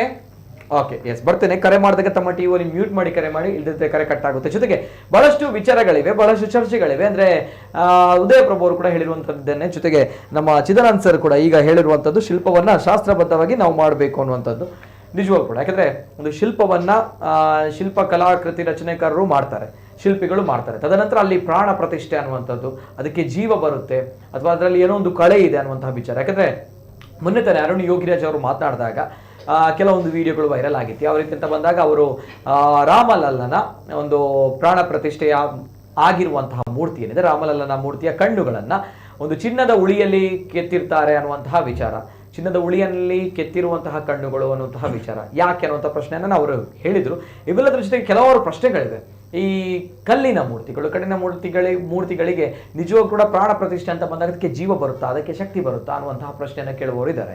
ಜೊತೆಗೆ ಶಾಸ್ತ್ರೋಕ್ತವಾಗಿ ಅಂತ ಬಂದಾಗ ಯಾವ ರೀತಿ ಒಂದು ದೇವರ ಮೂರ್ತಿಯನ್ನು ಮಾಡೋದಕ್ಕೂ ಕೂಡ ಇತರ ಮೂರ್ತಿಯನ್ನು ಮಾಡೋದಕ್ಕೂ ಕೂಡ ಏನು ವ್ಯತ್ಯಾಸಗಳಿವೆ ಅನ್ನುವಂಥ ಪ್ರಶ್ನೆ. ಅಂದರೆ ಇತರ ಮೂರ್ತಿಗಳನ್ನು ಕೂಡ, ಕಲ್ಲಿನ ಮೂರ್ತಿಗಳನ್ನು ಕೆತ್ತಿ ಮಾಡುವಂಥದ್ದಿದೆ, ಅದರಲ್ಲೂ ಕೂಡ ಕೃಷ್ಣ ಶಿಲೆ ಅಥವಾ ಅಮೃತ ಶಿಲೆ ಅಥವಾ ಕಪ್ಪು ಶಿಲೆ, ಈ ಶಿಲೆಗಳಲ್ಲೂ ಕೂಡ ಏನಾದರೂ ಶಕ್ತಿ ಇದೆಯಾ ಅನ್ನುವಂತಹ ಪ್ರಶ್ನೆಗಳು ಕೂಡ ಬರುತ್ತೆ. ಹಾಗಿದ್ದಾಗ ವಿವಿಧ ಆಯಾಮಗಳಲ್ಲಿ ನಾನು ಇವತ್ತಿನ ಕಾರ್ಯಕ್ರಮವನ್ನು ನಾನು ಮಾಡಬೇಕಾಗುತ್ತೆ. ಜೊತೆಗೆ ಮತ್ತೊಂದು ವಿಡಿಯೋಗಳನ್ನು ನಾವು ನೋಡಿದ್ದೇವೆ ಸೋಷಿಯಲ್ ಮೀಡಿಯಾಗಳಲ್ಲಿ. ಯಾವ ರೀತಿ ಅಂತ ಬಂದಾಗ ವಿಗ್ರಹ ತಾವೆಲ್ಲರೂ ಕೂಡ ಗಮನಿಸಿರ್ಬೋದು, ರಾಮಲಲ್ಲನ ವಿಗ್ರಹ ಪ್ರಾಣ ಪ್ರತಿಷ್ಠೆಯ ಮೊದಲಾಗಿ ಕೆಲವೊಂದು ಫೋಟೋಗಳು ವೈರಲ್ ಆಗಿತ್ತು. ಫೋಟೋಗಳು ವೈರಲ್ ಆಗಿದ್ದಾಗ ರಾಮಲಲ್ಲನ ಕಣ್ಣಿಗೆ ಬಟ್ಟೆಯನ್ನು ಕಟ್ಟಲಾಗಿತ್ತು. ರಾಮಲಲ್ಲನ ಕಣ್ಣಿಗೆ ಯಾಕೆ ಬಟ್ಟೆಯನ್ನು ಕಟ್ಟಲಾಗಿತ್ತು ಅನ್ನುವಂಥ ಪ್ರಶ್ನೆ ಬಹಳಷ್ಟು ಜನರು ಕೇಳಿದ್ದವರು ಇದ್ದಾರೆ. ಹಾಗಿದ್ದಾಗ ಕೆಲವರು ಹೇಳುವಂತಹ ಪ್ರಕಾರ ಪ್ರಾಣ ಪ್ರತಿಷ್ಠೆ ಆಗೋದಕ್ಕಿಂತ ಮೊದಲೇದಾಗಿ ಮೂರ್ತಿಗಳನ್ನ ಈ ರೀತಿ ಬಟ್ಟೆಯಿಂದ ಕಟ್ಟಬೇಕು ಅನ್ನುವಂತಹ ಪ್ರಶ್ನೆ. ತದನಂತರ ಪ್ರತಿಷ್ಠಾಪನೆ ಮಾಡುವಂತಹ ಸಂದರ್ಭಗಳಲ್ಲಿ ಎದುರಲ್ಲಿ ಒಂದು ಕನ್ನಡಿಯನ್ನು ಇಡ್ತಾರಂತೆ. ಆ ಸಂದರ್ಭ ಬಟ್ಟೆಯನ್ನು ತೆಗೆದಾಗ ಎದುರಲ್ಲಿದ್ದಂತಹ ಕನ್ನಡಿ ಹೊಡೆದು ಹೋಗುವಂತಹ ಅದೆಷ್ಟೋ ದೃಶ್ಯಾವಳಿಗಳನ್ನ ನೀವುಗಳು ಸೋಷಿಯಲ್ ಮೀಡಿಯಾಗಳಲ್ಲಿ ನೋಡಿದ್ದೀವಿ ಅಂತ ವಿಡಿಯೋಗಳು, ವೈರಲ್ ಆಗಿರೋ ವಿಡಿಯೋಗಳು. ಹಾಗಿದ್ದಾಗ ನಿಜವಾಗ್ಲೂ ಇದು ನಡೆಯುತ್ತಾ? ಈ ರೀತಿಯ ಶಕ್ತಿಗಳು ಇದೆಯಾ? ಈ ರೀತಿಯೂ ಕೂಡ ಕಲ್ಲಿಗೆ ಶಕ್ತಿ ಬರುತ್ತಾ, ಜೀವ ತುಂಬುತ್ತಾ ಅನ್ನುವಂಥ ಪ್ರಶ್ನೆಗಳನ್ನು ಕೇಳುವವರು ಬಹಳಷ್ಟು ಜನರು ಇದ್ದಾರೆ. ಹಾಗಿದ್ದಾಗ ಚಿದಾನಂದ್ ಸರ್ ಏನ್ ಹೇಳ್ತೀರಾ ಸರ್? ಖಂಡಿತ ಇದಕ್ಕೆ ಜೀವ ತುಂಬುತ್ತೆ. ಏನಕ್ಕಂದ್ರೆ ಒಂದು ಶಾಸ್ತ್ರಬದ್ಧವಾಗಿ ಮಾಡಿದ್ರೆ ಜೀವ ತುಂಬುತ್ತೆ. ಉದಾಹರಣೆ ಅಂತ ಹೇಳಿದ್ರೆ ಇವಾಗ ಅರುಣ್ ಯೋಗಿರಾಜನೇ ಎಕ್ಸಾಂಪಲ್ ತಗೊಳ್ಳಿ. ಅವ್ರು ಬಂದ್ಬಿಟ್ಟು ಅವ್ರ ತಂದೆ ತಾತ ಬಂದ್ಬಿಟ್ಟು ಸಿದ್ಧಲಿಂಗ ಸ್ವಾಮಿಗಳ ಕೆಲಸ ಮಾಡ್ತಾ ಇರೋದು. ಅವ್ರು ಸಿದ್ಧಲಿಂಗ ಸ್ವಾಮಿಗಳು ಬಂದ್ಬಿಟ್ಟು ನಿಮಗೆ ಮೈಸೂರು ಆಸ್ಥಾನ ಶಿಲ್ಪಿಗಳಾಗಿದ್ದಾರೆ. ಹಾಗೆ ಅವರ ಪರಂಪರೆಯಲ್ಲಿ ಬಂದು ಇವರು ಅರುಣ್ ಯೋಗಿರಾಜರು ಈಗ ಅದನ್ನು ಮುಂದುವರಿಸಿಕೊಂಡು ಹೋಗ್ತಾ ಇದ್ದಾರೆ. ಅಂದ್ರೆ ಏನಂದ್ರೆ ಈಗ ಒಂದು ಶಿಲ್ಪ ಮಾಡ್ಬೇಕಾದ್ರೆ ಅದರಲ್ಲಿ ಒಂದು ಧ್ಯಾನ ಶ್ಲೋಕ ಇರುತ್ತೆ. ಧ್ಯಾನ ಶ್ಲೋಕದಲ್ಲಿ ಮತ್ತೆ ಅಳತೆ ಶಾಸ್ತ್ರಬದ್ಧವಾಗಿರುತ್ತೆ. ಅಳತೆಯನ್ನು ಆಧಾರವಾಗಿ ಇಟ್ಕೊಂಡು ಒಂದು ಶಿಲ್ಪ ಮಾಡುವಂಥದ್ದು. ಎಲ್ಲಾ ಶಿಲ್ಪವನ್ನು ಒಂದೇ ಅಳತೆಯಲ್ಲಿ ಮಾಡ್ಲಿಕ್ಕೆ ಆಗೋದಿಲ್ಲ. ಈಗ ಎಕ್ಸಾಂಪಲ್ ರಾಮಲಲ್ಲನೇ ತಗೊಳ್ಳಿ. ರಾಮಲಲ್ಲವನ್ನು ನೀವು ಉತ್ತಮ ಪಂಚತಾಳದಲ್ಲಿ ಮಾಡ್ತಾರೆ. ಉತ್ತಮ ಪಂಚತಾಳ ಅಂತ ಹೇಳಿದ್ರೆ ಅದು ಬಾಲಾವಸ್ಥೆಯಲ್ಲಿರುವಾಗ ಉತ್ತಮ ಪಂಚತಾಳ ಅಂತ ಹೇಳಿ. ಅದೇ ನೀವು ಯೌವನಾವಸ್ಥೆ ಆಗುವಾಗ ನವತಾಳ ಬರುತ್ತೆ, ದಶತಾಳನೂ ಆಗುತ್ತೆ. ಈಗ ಈ ಅಳತೆ ಮತ್ತು ಶಾಸ್ತ್ರದಲ್ಲಿರುವಂಥ ಧ್ಯಾನ ಶ್ಲೋಕವನ್ನು ಆಧಾರವಾಗಿ ಇಟ್ಟುಕೊಂಡು ಅದನ್ನು ಅಂದ್ರೆ ಪ್ರತಿನಿತ್ಯ ಶಾಸ್ತ್ರಬದ್ಧವಾಗಿ ಮಾಡ್ತಾ ಹೋದ್ರೆ ಅದಕ್ಕೆ ಇರುವಂತ ಶಕ್ತಿ ತನ್ನಿಂತಾನಾಗಿ ಬಂದೇ ಬರುತ್ತೆ. ಇವಾಗ ರಾಮಲಲ್ಲನದಲ್ಲಿ ಏನಂದ್ರೆ ನೋಡಿ, ಅದು ಇದು ನೇತ್ರೋನ್ಮಿಲನ ಅಂತ ಹೇಳ್ತಾರೆ. ಕಣ್ಣಿಗೆ ಬಟ್ಟೆ ಕಟ್ಟಿದ ಅದ್ರ ಮೊದಲು ಹೇಗಿತ್ತು, ಅದು ನೇತ್ರೋನ್ಮಿಲನ ಆದ್ಮೇಲೆ ಹೇಗಿತ್ತು ನಿಮಗೆ ಅಬ್ಸರ್ವ್ ಮಾಡಿ. ಅಂದ್ರೆ ನನ್ನ ಅನುಭವ ಅಂತ ಹೇಳಿದ್ರೆ ನೇತ್ರೋನ್ಮಿಲನಕ್ಕಿಂತ ನಾನು ಮೊದಲು ಅದ್ರ ಜೊತೆನೆ ಕೆಲಸ ಮಾಡಿದ್ದೇನೆ. ಅಲ್ಲಿ ಕೆಲಸ ಮಾಡಿ ಅವರ ಆ ವಿಗ್ರಹವನ್ನು ಮುಟ್ಟಿಕೊಂಡೆ ನಾನು ಕೆಲಸ ಮಾಡ್ತಾ ಇದ್ದೆ. ಸರ್ ಈ ರೀತಿ ಆಗುತ್ತಾ? ಅಂದ್ರೆ ಕಣ್ಣಿಗೆ ಬಟ್ಟೆಯನ್ನ ಕಟ್ಟುವಂತದ್ದು ಯಾಕೆ, ಏನ್ ಹೇಳಿದ್ರೆ ಅದಕ್ಕೆ ಸರ್ ತಾವು? ನೇತ್ರೋನ್ಮಿಲನ ಅಂತ ಹೇಳಿದ್ರೆ ಅದಕ್ಕಿಂತ ಅದ್ರ ಆದ್ಮೇಲೆ ಕಣ್ಣಿಗೆ ಬಟ್ಟೆ ಕಟ್ಟಿ ಆಗಿ ಆ ನೇತ್ರೋನ್ಮಿಲನ ಅಂತ ಹೇಳಿದ್ರೆ ಒಂದು ಪ್ರತಿಷ್ಠಾಪನೆ ಇರುತ್ತೆ. ಪ್ರತಿಷ್ಠಾಪನೆ ದಿನ ಇರುತ್ತೆ. ಪ್ರತಿಷ್ಠಾಪನೆ ದಿನಕ್ಕಿಂತ ಹಿಂದಿನ ದಿನ ಕೆಲವರು ಹಿಂದಿನ ದಿನ ಮಾಡ್ತಾರೆ, ಕೆಲವರು ಆ ದಿನನೇ ಬೆಳಿಗ್ಗೆನೆ ಮಾಡ್ತಾರೆ. ಅಂದ್ರೆ ಒಂದು ದಿನಕ್ಕಿಂತ ಮೊದಲು ಬೆಳಿಗ್ಗೆ ಮಾಡ್ತಾರೆ. ಅಂದ್ರೆ ಇದು ಪ್ರತಿಷ್ಠಾಪನೆ ಆಗ್ಲಿಕ್ಕೆ ಸುಮಾರು ಶಾಸ್ತ್ರ ಇದೆಲ್ಲ ಇದೆ. ಅಂದ್ರೆ ಹಂತಗಳಿದೆ. ಅದನ್ನು ದಿವಸಗಳೆಲ್ಲ ಮಾಡ್ಬೇಕು ಅಂತ ಹೇಳಿ ಆದ್ಮೇಲೆ ನೆಕ್ಸ್ಟ್ ನೇತ್ರೋನ್ಮಿಲನ ಎಲ್ಲ ಆಗುತ್ತೆ. ನೇತ್ರೋನ್ಮಿಲನ ಆದ್ಮೇಲೆ ಈಗ ಅವರು ಶಿಲ್ಪಿಗಳು ಏನ್ ಮಾಡ್ತಾರೆ, ನೇತ್ರೋನ್ಮಿಲನಕ್ಕೋಸ್ಕರ ಈ ಚಿನ್ನದ ಸೂಜಿ ಮತ್ತು ಬೆಳ್ಳಿಯ ಸುತ್ತಿಗೆ ಅಂತ ಇಟ್ಕೊಳ್ತಾರೆ. ಅದಂದ್ರೆ ನಾವು ಈಗ ಪ್ರತಿಷ್ಠಾಪನೆ ಹಿಂದಿನ ದಿನ ಅಂದ್ರೆ ಶಿಲ್ಪಿಗಳನ್ನ ಕರೆಸಿ ಬ್ರಾಹ್ಮಣರು ಈಗ ಯಾವ ಹಂತಕ್ಕೆ ಬಂದಿದೆ ಅಂದ್ರೆ ಶಿಲ್ಪಿಗಳನ್ನು ದೂರ ಇಡ್ತಾರೆ, ಬ್ರಾಹ್ಮಣರು ಎಲ್ಲವನ್ನು ಮಾಡ್ತಾರೆ. ಆದ್ರೆ ಅದಕ್ಕೆ ಕಾರಣ ಏನಂದ್ರೆ ಶಿಲ್ಪಿಗಳೇ ಕಾರಣ. ಅಂದ್ರೆ ಶಿಲ್ಪಿಗಳು ಈಗ ಕಲಿತಾ ಇರಲಿಲ್ಲ, ಶಾಸ್ತ್ರವನ್ನು ಪರಿಪೂರ್ಣವಾಗಿ ಕಲ್ತಿರಲಿಲ್ಲ. ಅಂದ್ರೆ ಈಗ ಇದ್ದಾರೆ, ಇಲ್ಲ ಅಂತ ಹೇಳಿ ಎಲ್ಲ ಕೆಲವು ಕಡೆಯಲ್ಲಿ ಇದ್ದಾರೆ ಶಿಲ್ಪಿಗಳಿದ್ದಾರೆ, ಪ್ರತಿಷ್ಠಾಪನೆಯನ್ನು ಮಾಡ್ತಾರೆ. ಪ್ರತಿಷ್ಠಾಪನೆ ಮಾಡುವಾಗ ಅವರು ಅದಕ್ಕೆ ಶಾಸ್ತ್ರಭಕ್ತವಾಗಿ ಪ್ರತಿಷ್ಠಾಪನೆ ಮಾಡಿದಾಗ ಅದರ ಮೂರ್ತಿಯಲ್ಲಿ ಇದ್ದಂಥ ಜೀವಕಳೆ ನಾವು ನೇತ್ರೋನ್ಮಿಲನ ಆದಾಗ ದುಪ್ಪಟ್ಟಾಗಿರುತ್ತೆ. ಅದೇ ನೀವು ಈಗ ರಾಮಲಲ್ಲನ ಎಕ್ಸಾಂಪಲ್ ನೋಡಿ, ಅದ್ರ ಮೊದ್ಲು ಹೇಗಿತ್ತು, ಅದ್ರ ಪ್ರತಿಷ್ಠಾಪನೆ ಇದು ನೇತ್ರೋನ್ಮಿಲನ ಆದ ಕೂಡಲೇ ಅದರ ಮುಖದ ಭಾವನೆ ಎಷ್ಟು ಚೆನ್ನಾಗಿತ್ತು. ಆದರೆ ಅದು ನಾನು ಅದರಲ್ಲಿ ಮಾಡಿದ ಕಾರಣ ನನಗೂ ಒಂಥರ ಒಂದು ಸೆಕೆಂಡ್ ಕಣ್ಣಿನಲ್ಲಿ ನೀರು ಬಂತು, ಹಂಗೆ ಆಗಿತ್ತು. ಸರ್ ಈ ಒಂದು ಮಾತನ್ನ ಕೇಳಬೇಕಿದ್ರೆ ಅರುಣ್ ಯೋಗಿರಾಜ್ ಅವರು ಕೂಡ ಅವರ ತಂಡದಲ್ಲಿ ಇದ್ದವರು. ಅವರು ಕೂಡ ಹೇಳುವಂತದ್ದಿದೆ, ನಾನು ಮಾಡಿದಂತಹ ಮೂರ್ತಿ ಇದಲ್ಲ ಅನ್ನುವಂಥದ್ದು. ಅಂದ್ರೆ ಆ ರೀತಿ ಅಲ್ಲ, ನಾನು ಮಾಡಿದಂತಹ ಮೂರ್ತಿಯಲ್ಲಿ ಇದ್ದಂತಹ ಇಂತಹ ಜೀವಕಳೆ ಇರಲಿಲ್ಲ. ನಾನು ಮಾಡಿದಾಗ ಪ್ರಾಣ ಪ್ರತಿಷ್ಠೆ ಮಾಡಿದ ನಂತರ ಏನೋ ಒಂದ್ ಕಡೆ ಬಾಲರಾಮನ ಮುಖದಲ್ಲಿ ನಗು ಜೊತೆಗೆ ಕಣ್ಣಲ್ಲಿ ಏನೋ ಒಂದು ಪವರ್ ಇದೆ, ಧನಾತ್ಮಕ ಶಕ್ತಿ ಇದೆ, ಏನೋ ಒಂದು ಸಾತ್ವಿಕ ಶಕ್ತಿ ಇದೆ ಅನ್ನುವಂಥದ್ದು ಅವರು ಹೇಳ್ತಾರೆ. ತಾವು ಕೂಡ ಅದೇ ರೀತಿ ಆಗಿತ್ತು, ಅನುಭವ ಆಗಿತ್ತು? ಅದಕ್ಕೆ ಆಗಿತ್ತು. ಆದ್ರೆ ನಾನು ಹೇಳಿದ್ನಲ್ಲ, ಇವಾಗ ಮೊದಲು ನೋಡಿದಕ್ಕೂ ಆ ಪ್ರತಿಷ್ಠಾಪನೆ ಆದ್ಮೇಲೆ ನೋಡಿದಕ್ಕೂ ತುಂಬಾ ನನಗೆ ಅಜಗಜಾಂತರ ವ್ಯತ್ಯಾಸ ಆಯ್ತು. ಏನಕ್ಕಂತ ಹೇಳಿದ್ರೆ ಅಲ್ಲಿ ಆ ರಾಮನಲ್ಲನ್ನು ವಿಗ್ರಹ ಮಾಡುವಾಗ ಅವರು ಶಾಸ್ತ್ರೋಕ್ತವಾಗಿ ಮಾಡ್ತಾ ಇದ್ರು. ಅಂದ್ರೆ ಅವರು ಸಾತ್ವಿಕ ಆಹಾರ ಅಂತ ತಗೊಳ್ತಾ ಇದ್ರು, ನಾವೆಲ್ಲರೂ ಸಾತ್ವಿಕ ಆಹಾರ ಅಂತ ತಗೊಳ್ತಿದ್ರು. ಅಂದ್ರೆ ನಮ್ಮ ಈಗ ಒಂದು ವಿಗ್ರಹ ಮಾಡ್ಬೇಕಾದ್ರೆ ನಮ್ಮ ಮನಸ್ಸು ಚಂಚಲ ಆಗ್ಬಾರ್ದು. ಚಂಚಲ ಆದಾಗ ನಮ್ಮ ಭಾವನೆ ವ್ಯಕ್ತವಾಗುದು ಆ ಪ್ರತಿಮೆ ಮೇಲೆ. ನಾವು ಯಾವ ತರ ನಾವು ಕೋಮಲ ಚೆನ್ನಾಗಿ ನಾವು ಮನಸ್ಸು ಫ್ರೀ ಆಗಿದ್ದಾಗ ನಾವು ಯಾವ ತರ ಸಾತ್ವಿಕ ಭಾವನೆಯಲ್ಲಿ ನಾವು ವಿಗ್ರಹ ಮಾಡುವಾಗ ಅದನ್ನು ಅದೇ ತರ ಅದರ ಭಾವನೆನೂ ಬರುತ್ತೆ. ಹೌದಪ್ಪ. ಅದೇ ರೀತಿ ನಾವು ತುಂಬಾ ಅರುಣ್ ಯೋಗಿರಾಜ್ ಅವರು ಒಂದು ಮಾತು ಹೇಳ್ತಾರೆ, ನೀವು ಈ ರಾಮ್ಲಲ್ಲನ್ ವಿಗ್ರಹ ಮಾಡೋದಕ್ಕೂ ಇನ್ನು ಮೊದಲು ಮಾಡಿದಕ್ಕೂ ತುಂಬಾ ವ್ಯತ್ಯಾಸ ಇರುತ್ತೆ. ಈ ವಿಗ್ರಹ ನಿಮ್ಮ ಪ್ರಪಂಚವೇ ನಿಮ್ಮ ಎದುರು ನೋಡುವಂಗೆ ಮಾಡುತ್ತೆ. ಅದೇ ರೀತಿ ನೀವು ಕೆಲಸ ಮಾಡ್ಬೇಕು ಅಂತ ಹೇಳಿದ್ರು. ಅದೇ ರೀತಿ ನಾವು ಪ್ರಯತ್ನ ತುಂಬಾ ನಮ್ಮ ಕೈಲಾಗದಷ್ಟು ತುಂಬಾ ಕೆಲಸ ಮಾಡಿದೀವಿ. ಅಂದ್ರೆ ನಮಗೆ ಒಂದು ಖುಷಿ ಅಂತ ಹೇಳಿದ್ರೆ ಅಷ್ಟೇ. ಅಂದ್ರೆ ನಮಗೆ ದುಡ್ಡು ಇವತ್ತು ಬರುತ್ತೆ, ನಾಳೆ ಹೋಗುತ್ತೆ. ಆದ್ರೆ ನಮ್ಮ ಮನಸ್ಸಿನ ಸಂತೋಷ ಮತ್ತೆ ನಮ್ಮ ಇಂಥ ಅವಕಾಶ ಸಿಗೋದು ತುಂಬಾ ಜನಕ್ಕೆ ಒಂದು ಅದ್ರಲ್ಲಿ ಒಂದು 100ರಲ್ಲಿ 1000ರಲ್ಲಿ ಒಂದು ಇಬ್ರಿಗೇನೋ ಸಿಗ್ಬೋದು ಅಂತ ಅನ್ಕೊಂಡಿದ್ದೆ. ಆ ಭಾಗ್ಯ ನಮಗೆ ಇವತ್ತು ಸಿಕ್ಕಿದೆ ಅಲ್ವಾ? ಎಸ್ ಸರ್, ಬರ್ತೇನೆ ಸರ್. ಜೊತೆಗೆ ಕರೆಗಳು ಬರ್ತಾ ಇದೆ. ಹಲೋ ಸರ್, ನಮಸ್ತೆ. ಸರ್ ನಮಸ್ತೆ, ಧ್ವನಿ ಕೇಳ್ತಾ ಇದೆಯಾ ಸರ್? ಸರ್ ಯಾವ್ದು ವಿಗ್ರಹ ಮಾಡೋದಾದ್ರೆ ಸರ್ ನಮಸ್ತೆ, ಇನ್ನ ವಾಯ್ಸ್ ಕೇಳೋದಿದ್ಯಾ ಸರ್? ಕಾತಾರ sir. Hello sir, call cut ಆಗಿದೆ. ಮತ್ತೊಂದು ಕರೆ ಇದೆ. ಹಲೋ ಸರ್, ನಮಸ್ತೆ. ಮತ್ತೊಂದು ಕರೆ ಕನೆಕ್ಟ್ ಮಾಡಿ. ಓಕೆ, ಅದು ಕೂಡ ಕಟ್ ಆಗಿದೆ. ದಯಮಾಡಿ ಕರೆ ಮಾಡಿದಾಗ ಟಿವಿಯಲ್ಲಿ ಮ್ಯೂಟ್ ಮಾಡಿ ಕರೆ ಮಾಡಿ, ಇಲ್ಲದ್ರೆ ಕಾಲ್ ಕಟ್ ಆಗುತ್ತೆ. ಯಾಕಂದ್ರೆ ಬಹಳಷ್ಟು ಕರೆಗಳಿದೆ ಅಂತ ಬಂದಾಗ, ತಾವು ಟಿವಿಯಲ್ಲಿ ಮ್ಯೂಟ್ ಮಾಡಿಲ್ಲ ಅಂತ ಬಂದಾಗ ಬಹಳಷ್ಟು ಕಷ್ಟ ಆಗುತ್ತೆ. ಇಲ್ಲಿ ಡಿಸ್ಟರ್ಬೆನ್ಸ್ ಇದೆ ಲೈನಲ್ಲಿ. ಜೊತೆಗೆ ಮತ್ತೊಂದು ಕರೆ ಇದೆ. ಹಲೋ ಸರ್, ನಮಸ್ತೆ. ಹಲೋ ಸರ್, ನಮಸ್ತೆ. ಧ್ವನಿ ಕೇಳ್ತಾ ಇದೆಯಾ ಸರ್? Hello sir. ನಮಸ್ತೆ ಸರ್, ತಮ್ಮ ಹೆಸರುಲಿಂದ ಸರ್? ನಮಸ್ತೆ ಸರ್. ಸರ್, ಮೋದಿ ಅವರು ಅಯೋಧ್ಯದೊಂದು ಆಗಿ ಹೋಗಿದೆ ಅಲ್ಲ ಸರ್, ಅಯೋಧ್ಯದ ಆಗಿ ಹೋಗಿದೆ. ಆಗ ಈಗ ಜನರ ಪರಿಸ್ಥಿತಿ ಹೇಗೆ ಉಂಟು ಅಂತ ನೋಡ್ಬೇಕಲ್ಲ ಸರ್. ಸರ್, ಸ್ವಲ್ಪ ವಾಯ್ಸ್ ರೈಸ್ ಅಪ್ ಮಾಡಿ. ಸಚಿನ್ ಅವರೇ, ಕೇಳ್ತಾ ಇಲ್ಲ. ಮಾಡಿದೆ ಸರ್. ನೀವಲ್ಲ ಸರ್? ಎಸ್, ಅಯೋಧ್ಯದ್ದು ಮುಗ್ದು ನಿಮ್ಮ ವಾಯ್ಸ್ ಕೇಳ್ತಾ ಇಲ್ಲ ಸರ್. ಚಾನಲ್ ನವರು, ಈ ನಮ್ಮ ದಕ್ಷಿಣ ಕನ್ನಡ ಚಾನಲ್ ನವರು ಒಂದು 10 ಪೈಸೆ ಜನರಿಗೆ ಪ್ರಯೋಜನ ಆಗುವಾಗ ಮಾಡಿ ಸರ್. ಜನರು ಈಗ ಲೂಟುಕೋರೇ ಇರುದು ಎಲ್ಲಾ ಕಡೆ ಇರುದು ಸರ್. ಯಾವುದು ಸರ್? ಇಲ್ಲಿ ಎಲ್ಲಾ ವಿಷಯದಲ್ಲಿ ಅಲ್ಲ ಸರ್, ಬಿಜೆಪಿ ಕಲ್ತಿರುವಾಗ ಸಹ ಲೂಟಿಕೋರರು, ಈಗ ಕಾಂಗ್ರೆಸ್ ಬಂದ ಮೇಲೆ ಫುಲ್. ಓಕೆ, ತಮ್ಮ ಹೆಸರೇನು ಸರ್? ಆದದ್ದು ಬಾರಿ ಒಳ್ಳೇದಾಗಿದೆ. ಆದ್ರೆ ಮೋದಿ ಅವರದ್ದು ಎಲ್ಲಾ ಸಿಸ್ಟಮ್ ಉಂಟಲ್ಲ ಬಡವರಿಗೆ. ಓಕೆ ಓಕೆ, ಸರಿ ಸರಿ ಸರಿ. ಈಗ ತಮ್ಮ ಹೆಸರೇನು ಸರ್? ಮತ್ತೆ ಉಂಟಲ್ಲ ಸರ್, ವಯಸ್ಸಾದವರನ್ನು ಕೊಂದ್ರಿ. ಓಕೆ, ತಮ್ಮ ಹೆಸರು ಸರ್? ಅಲ್ಲ ಸರ್, ತಮ್ಮ ಹೆಸರು? ವಯಸ್ಸಾದವರನ್ನು ಕೊಂದ್ರಿ. ಫೋನ್ ಪೇ, ಗೂಗಲ್ ಸರ್, ತಮ್ಮ ಹೆಸರೇನು ಸರ್? ಅಲ್ಲ ಸರ್, ತಮಗೆ ತಮ್ಮ ಹೆಸರು ಹೇಳಲಿಕ್ಕೆ ಯೋಗ್ಯತೆ ಇಲ್ಲ, ಮಾತಾಡ್ತೀರಾ ತಾವು? ತಮ್ಮ ಹೆಸರೇನು ಸರ್? ರಾಜೇಶ್ ಅಂತ. ರಾಜೇಶ್ ಅಲ್ವಾ? ಹೌದು. ಓಕೆ ಸರ್, ಈಗ ತಮ್ಗೆ ಏನ್ ಸಮಸ್ಯೆ ಆಗಿತ್ತಂತ ಹೇಳಿ. ಸಮಸ್ಯೆ ಅಂದ್ರೆ ನನಗೆ ಫೋನ್ ಪೇ, ಗೂಗಲ್ ಪೇ ಇಂದ ನಮ್ಗೆ ಭಾರಿ ತೊಂದ್ರೆ. ಯಾವ್ದ್ರಿಂದ? ಫೋನ್ ಪೇ, ಗೂಗಲ್ ಪೇ ಇಂದ. ಯಾರಿಂದ? ಫೋನ್ ಪೇ ಮಾಡಿದ್ರು, ಗೂಗಲ್ ಪೇ. ಆ ಒಂದು ಸಡನ್ ಅಂದ್ರೆ ಸಡನ್ ಒಂದು ಹಳ್ಳಿ ಪ್ರದೇಶಕ್ಕೆ ಸಡನ್ ತಮ್ಗೆ ಏನ್ ಸಮಸ್ಯೆ ಆಗಿದೆ ಹೇಳಿ ಸರ್. ಅಂದ್ರೆ ಈಗಿನ ಯುವಕರು ಉಂಟಲ್ಲ ಸರ್, ಈಗಿನ ಯುವಕರು ಅರ್ಥ ಆಗಿಲ್ಲ. ಏನು ಒಳ್ಳೇದು ಯಾವ್ದಾದ್ರು ಮಾಡ್ತಾರೆ ಯುವಕರು? ಯಾವ್ದಾದ್ರು ಒಳ್ಳೇದು ಮಾಡ್ತಾರ? ಯಾರು ಯಾವ್ದಾದ್ರು ಒಳ್ಳೇದು ಮಾಡ್ತಾರೆ ಈಗಿನ ಯುವಕರು? ಈಗಿನ ಯುವಕರಾ? ಈಗಿನ ಯುವಕರು ಯಾವ್ದಾದ್ರು ಒಳ್ಳೇದು ಮಾಡಿದ್ರು. ಓಕೆ, ನಾವು ಯುವಕರು ಮಾಡುವ ಅನ್ಯಾಯ ಸರಿ ಮಾತಾಡಿ. ನಾನು ಸರ್, ಈಗ ರಾಜೇಶ್ ಅವರೇ ನಾವು ಮಾತಾಡ್ತಿರುವಂತದ್ದು ರಾಮ ಮಂದಿರದಲ್ಲಿ ರಾಮಲಲ್ಲನ ಮೂರ್ತಿಯನ್ನ.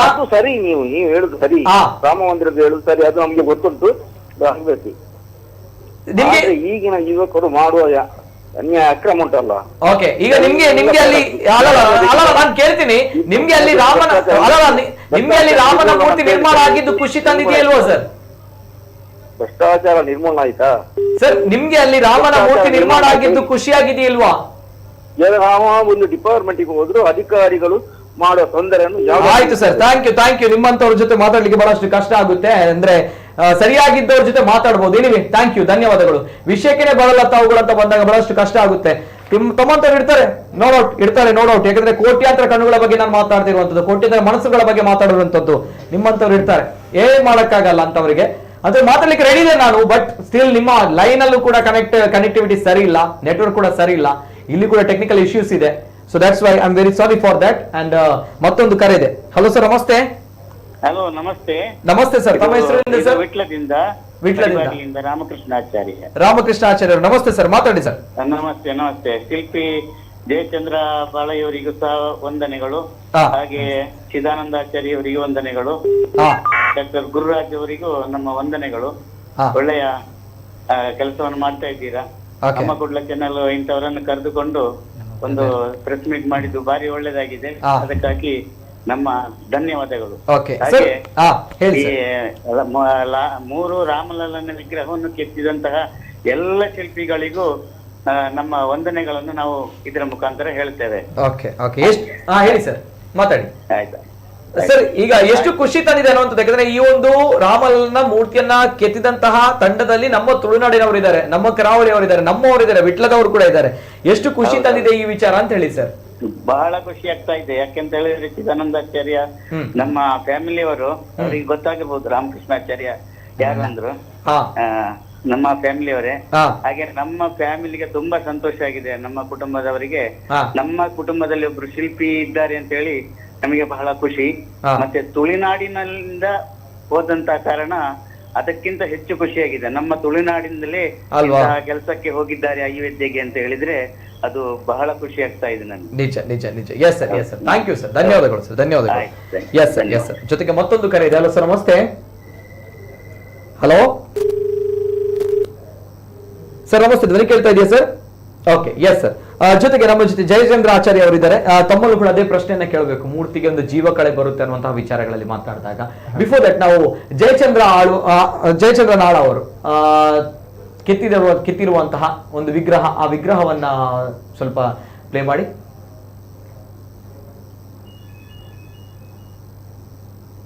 ವಿಗ್ರಹ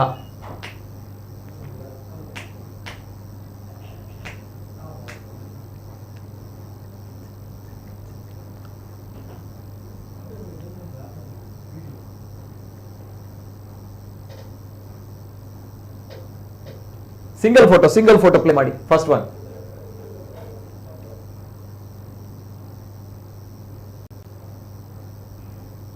ಎಸ್, ಜಯಚಂದ್ರ ನಾಳ ಅವರು, ಶಿಲ್ಪಿ ಜಯಚಂದ್ರ ನಾಳ ಅವರು ಕೆತ್ತಿರುವಂತಹ ಬಾಲರಾಮನ ವಿಗ್ರಹ ತಾವು ಪ್ರಥಮವಾಗಿ ಕಾಣ್ತಾ ಇರುವಂತಹ ದೃಶ್ಯವಳಿ.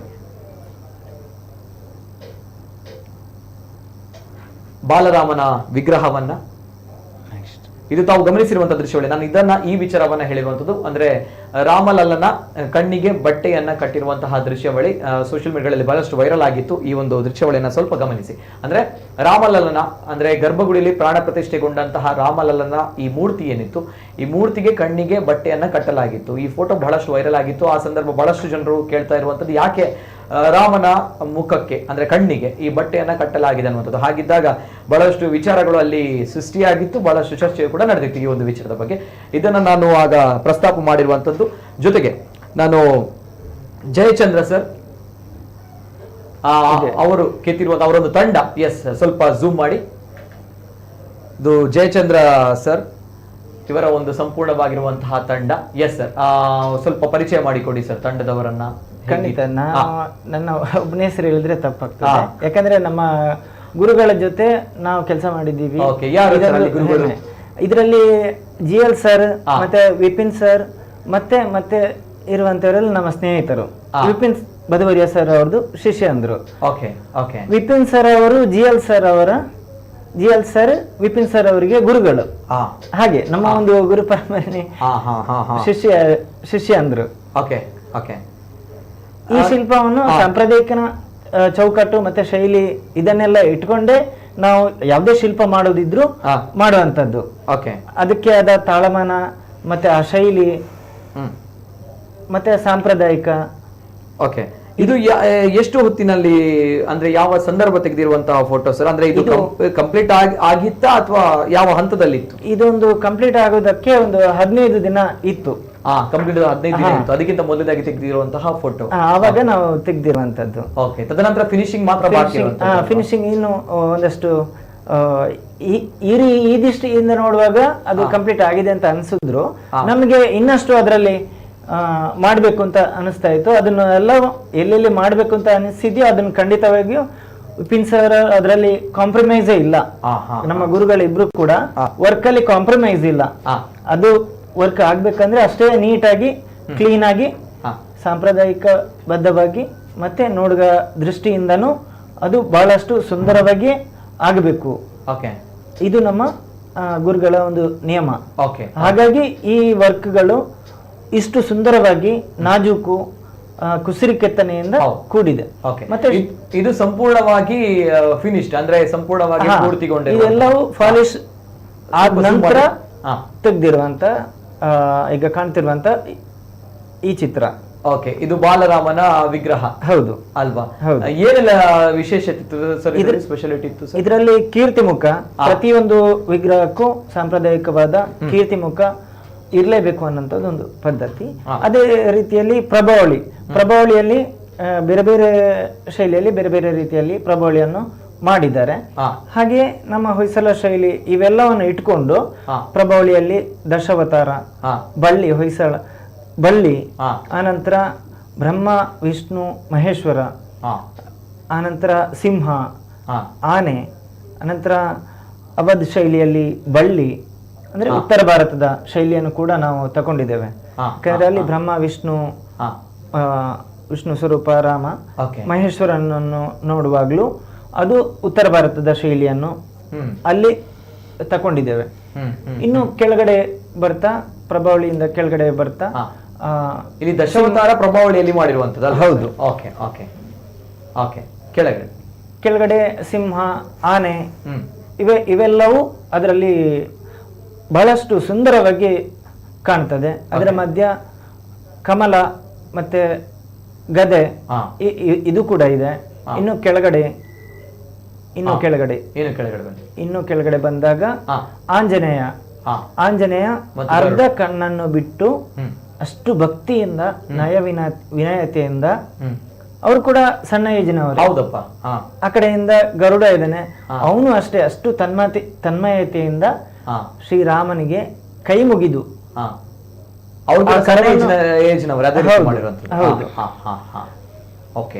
ಆ ರೀತಿಯಾಗಿ ಕೈ ಮುಗಿದು ನಿಂತಿದ್ದಾರೆ. ಇನ್ನು ಪದ್ಮ, ಇನ್ನು ಕೆಳಗಡೆ ಕುಂಭ, ಆನಂತರ ಅದರಲ್ಲಿ ಪೀಠದಲ್ಲಿ ಕುಂಭ ಬರ್ತದೆ, ಬಳ್ಳಿಗಳಿದಾವೆ, ಕಲಶ, ಅನಂತರ ಆ ಕಡೆ ಈ ಕಡೆ ಓಂ ಮತ್ತೆ ಶ್ರೀ, ಸ್ವಸ್ತಿಕ್ ಇವೆಲ್ಲವೂ ಇದೆ. ಇದು ಸಂಕ್ಷಿಪ್ತವಾಗಿರುವಂತಹ ಬಾಲರಾಮನ ಒಂದು ವಿಗ್ರಹ ಕೃಷ್ಣಶಿಲೆಯಲ್ಲಿ. ಹೌದು, ಕೃಷ್ಣಶಿಲೆಯಲ್ಲಿ ಕೆತ್ತಿರುವಂತಹ ಕಿರೀಟದ ಹತ್ರ ಸೂರ್ಯನ ಹೌದು ಸೂರ್ಯ ಕಾಣ್ತಾನೆ. ಹಣೆಯ ಮೇಲ್ಭಾಗದಲ್ಲಿ ಸೂರ್ಯ ಇದ್ದಾನೆ. ಅಂದ್ರೆ ಇಲ್ಲಿ ಪರ್ಟಿಕ್ಯುಲರ್ ಈ ಭಾಗಕ್ಕೆ, ಹಣೆಯ ಭಾಗಕ್ಕೆ ಸೂರ್ಯ ರಶ್ಮಿ ಬಂದು ಬೀಳಬೇಕು ಅನ್ನುವಂಥದ್ದು ಟ್ರಸ್ಟಿನ ನಿರ್ಧಾರ, ಅಥವಾ ಆ ದೇವಸ್ಥಾನದ ಪೂರ್ತಿ ರೂಪುರೇಷೆಯಲ್ಲಿ ಅದು ಕೂಡ ಒಂದು. ಅಂದ್ರೆ ಸೂರ್ಯ ರಶ್ಮಿ, ಅವನು ಸೂರ್ಯ ವಂಶಜ. ಈ ಕಾರಣಕ್ಕಾಗಿ ಸೂರ್ಯನನ್ನು ಅಲ್ಲಿ ಹಣೆಗೆ ಸೂರ್ಯನ ಬೆಳಕು ಬೀಳೋ ತರ ಮಾಡಿದ್ದಾರೆ.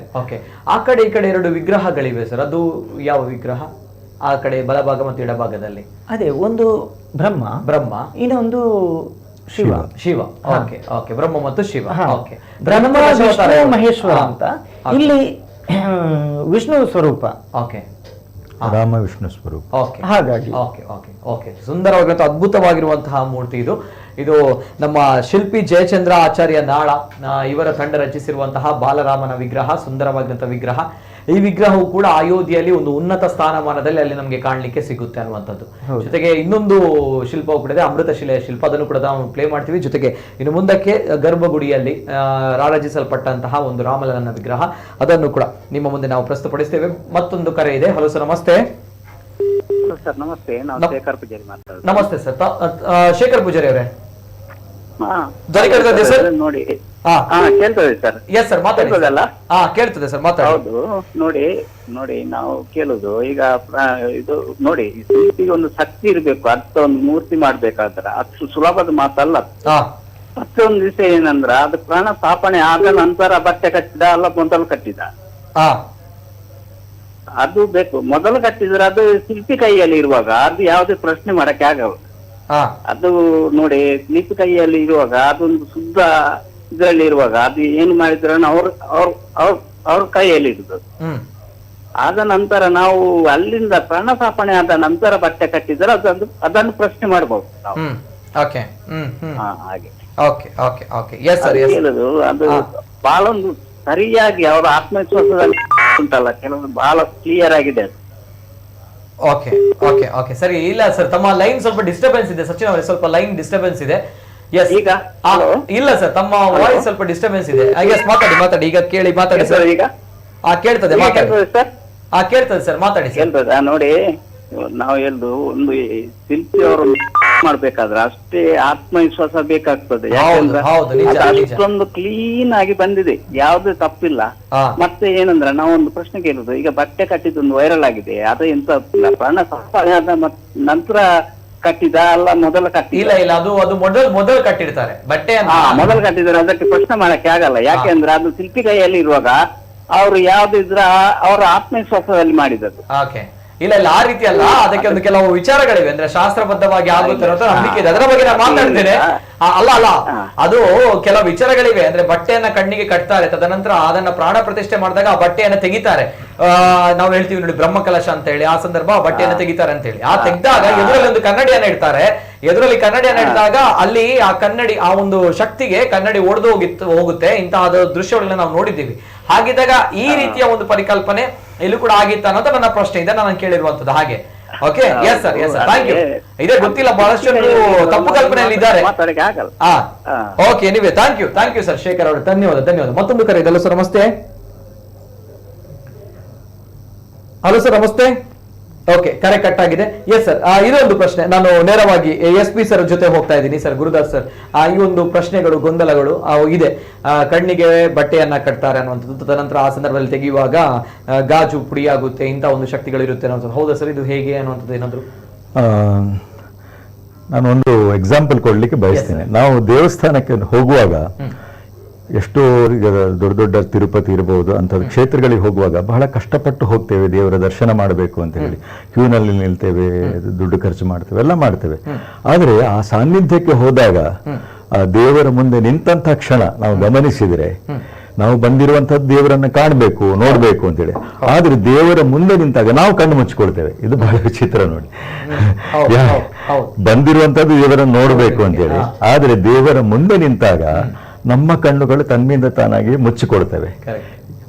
ದೇವರ ಕಣ್ಣು ತೆರೆದಿರ್ತೇವೆ, ನಮ್ಮ ಕಣ್ಣು ಮುಚ್ಚುತ್ತೇವೆ. ಯಾಕೆ? ದೇವರಲ್ಲಿರುವಂತಹದ್ದು ನಿಜ ಆದ್ರೂ ಕೂಡ ಆ ಸಾನ್ನಿಧ್ಯದ ಶಕ್ತಿ ಇದೆಯಲ್ಲ, ಅದು ನಮ್ಮ ಒಳಗಿರು ಕೂಡ ಇರುವಂತಹ ಶಕ್ತಿ, ಅದುವೇ ಆಗಿದೆ.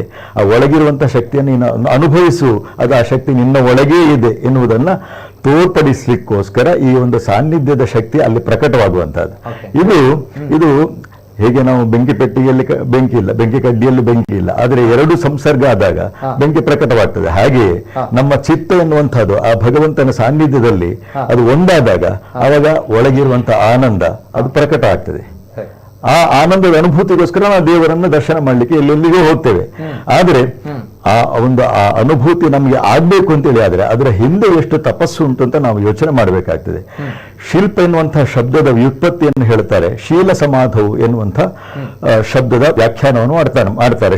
ಶಿಲ್ಪ ಎನ್ನುವಂಥ ಶಬ್ದ ಹೇಗೆ ಹುಟ್ಟಿದೆ ಅನ್ನೋದು, ಸಮಾಧಿ ಸ್ಥಿತಿಯಲ್ಲಿ ಯಾವಾಗ ಆ ವಿಗ್ರಹವನ್ನು ಮಾಡುವಂತಹ ವ್ಯಕ್ತಿಯ ಅಂದ್ರೆ ಆ ಶಿಲ್ಪಿಯ ಚಿತ್ತವು ಭಗವಂತನಲ್ಲಿ ಒಂದಾಗಿರುವಂತಹ ಸ್ಥಿತಿ. ಅಂದ್ರೆ ಹೇಗೆ ಉಪ್ಪು ಸಮುದ್ರದಲ್ಲಿ ಲಯ ಆದ ರೀತಿಯಲ್ಲಿ ಅಥವಾ ಜೇನು ಹಾಲಿನಲ್ಲಿ ಒಂದಾದಂಥ ರೀತಿಯಲ್ಲಿ ಒಬ್ಬ ಶಿಲ್ಪಿಯ ಮನಸ್ಸು, ಚಿತ್ತ ಎನ್ನುವಂಥದ್ದು ಭಗವಂತನಲ್ಲಿ ಸಂಪೂರ್ಣವಾಗಿ ಲಯ ಆಗುವಂಥ ಸ್ಥಿತಿಯಲ್ಲಿ ಈ ಒಂದು ವಿಗ್ರಹ ಪ್ರಕಟವಾಗ್ತದೆ ಅಂತೇಳಿ, ಅವನ ಕೃತಿ ಹೊರಗೆ ಪ್ರಕಟವಾಗ್ತದೆ.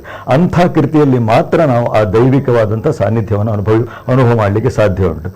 ಆ ಸಮಾಧಿ ಸ್ಥಿತಿ ಎನ್ನುವಂಥದ್ದು ಯೋಗಿಗಳು ಎಷ್ಟೋ ವರ್ಷಗಳ ಕಾಲ ತಪಸ್ಸನ್ನು ಮಾಡಿದ ಮೇಲೆ ಪ್ರಾಪ್ತವಾಗುವಂಥ ಸ್ಥಿತಿ. ಅಂಥ ಸ್ಥಿತಿಯಲ್ಲಿ ಇರಬೇಕು ಅಂತೇಳಿ ಈಗಾಗಲೇ ಇವರು ಚಿದಾನಂದರು ಹೇಳಿದರು. ಆ ರೀತಿಯ ಮನಸ್ಥಿತಿ, ಅವನ ಮನಸ್ಸು ಅಷ್ಟು ಪರಿಶುದ್ಧವಾಗಿದ್ದಲ್ಲಿ ಮಾತ್ರ ಆ ರೀತಿಯ ಸ್ಥಿತಿಯನ್ನು ತಲುಪಲಿಕ್ಕೆ ಸಾಧ್ಯ ಉಂಟು. ಆ ರೀತಿಯ ಸ್ಥಿತಿಯನ್ನು ತಲುಪಿದಾಗ ಮಾತ್ರ ಅಂಥ ದಿವ್ಯವಾದಂಥ ಶಿಲ್ಪ ಕೃತಿ ಅವರಿಂದ ಪ್ರಕಟ ಆಗಲಿಕ್ಕೆ ಸಾಧ್ಯ ಉಂಟು.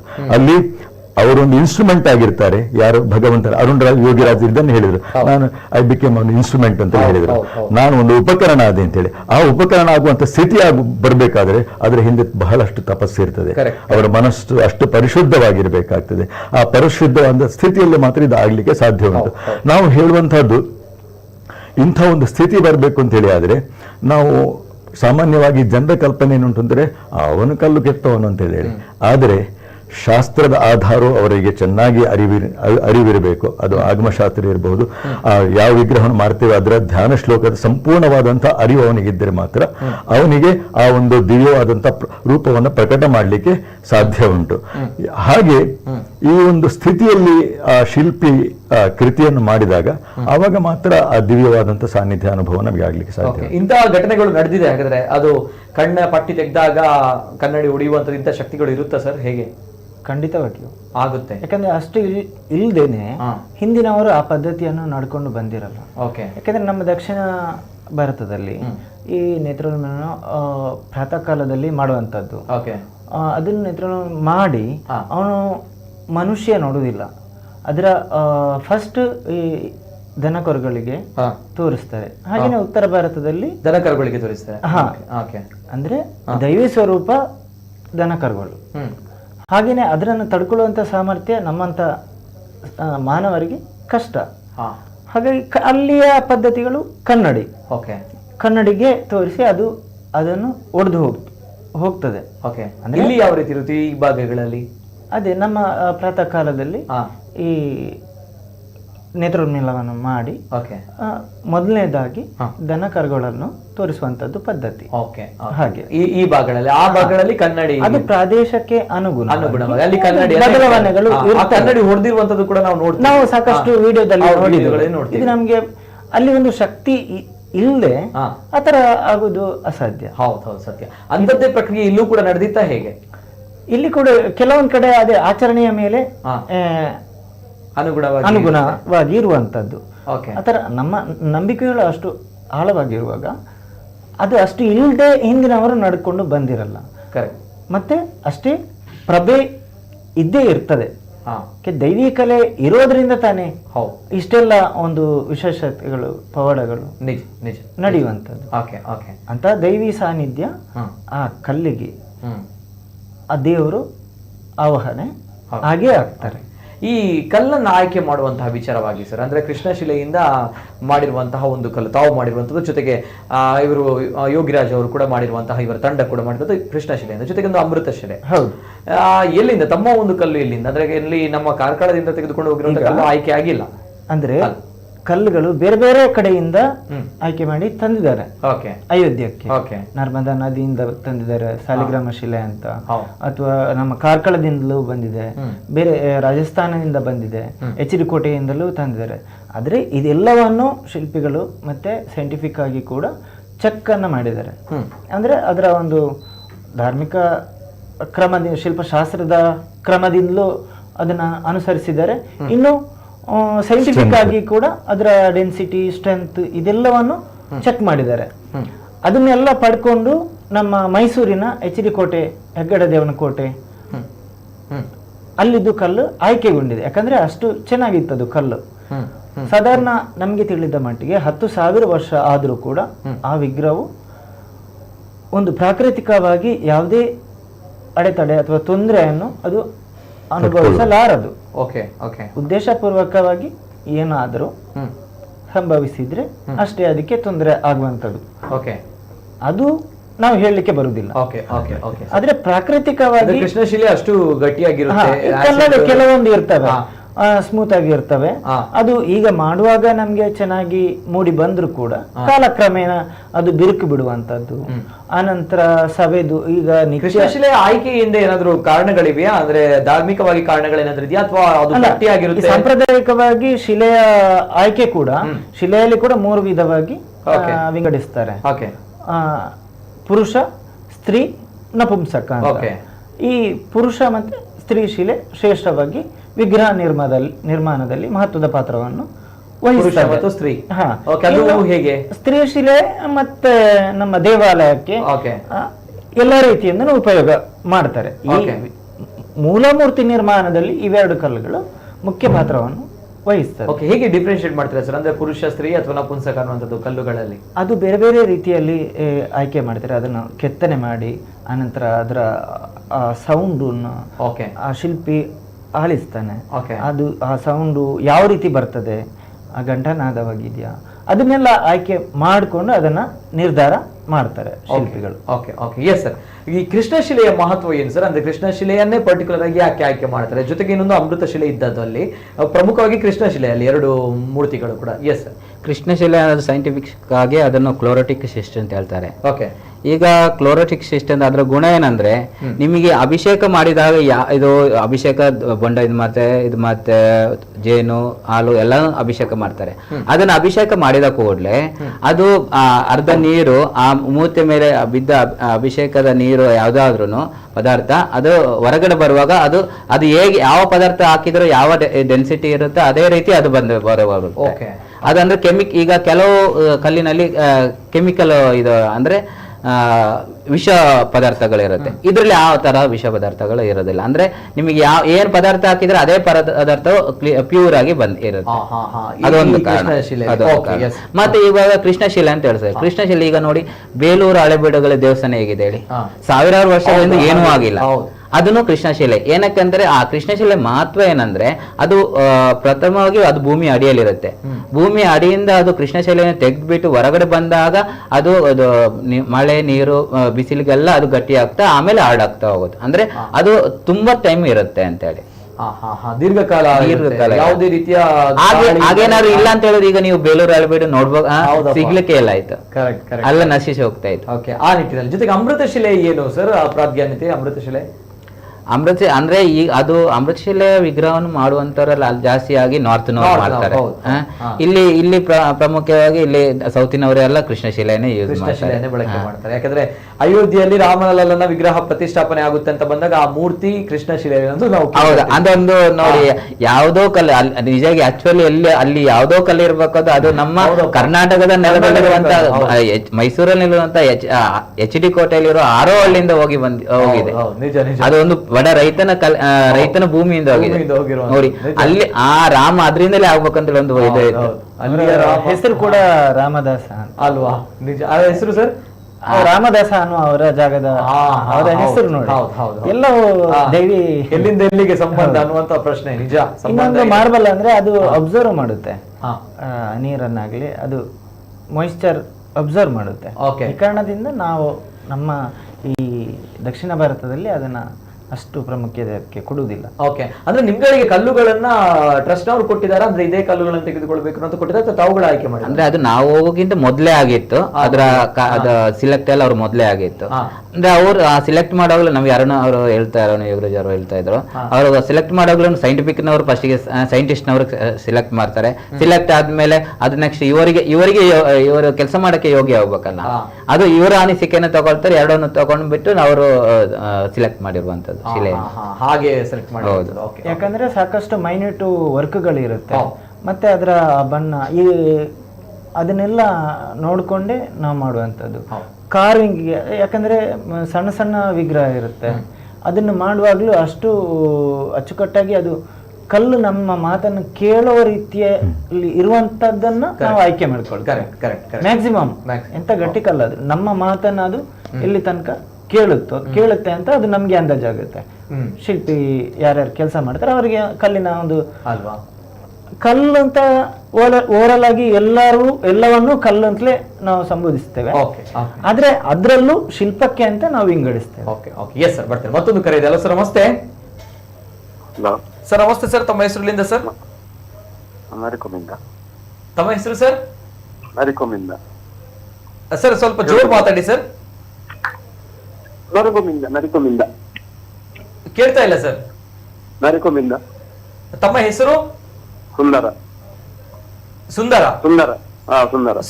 ಎಸ್ ಸರ್, ಸುಂದರ ಸರ್, ಮಾತಾಡಿ ಸರ್.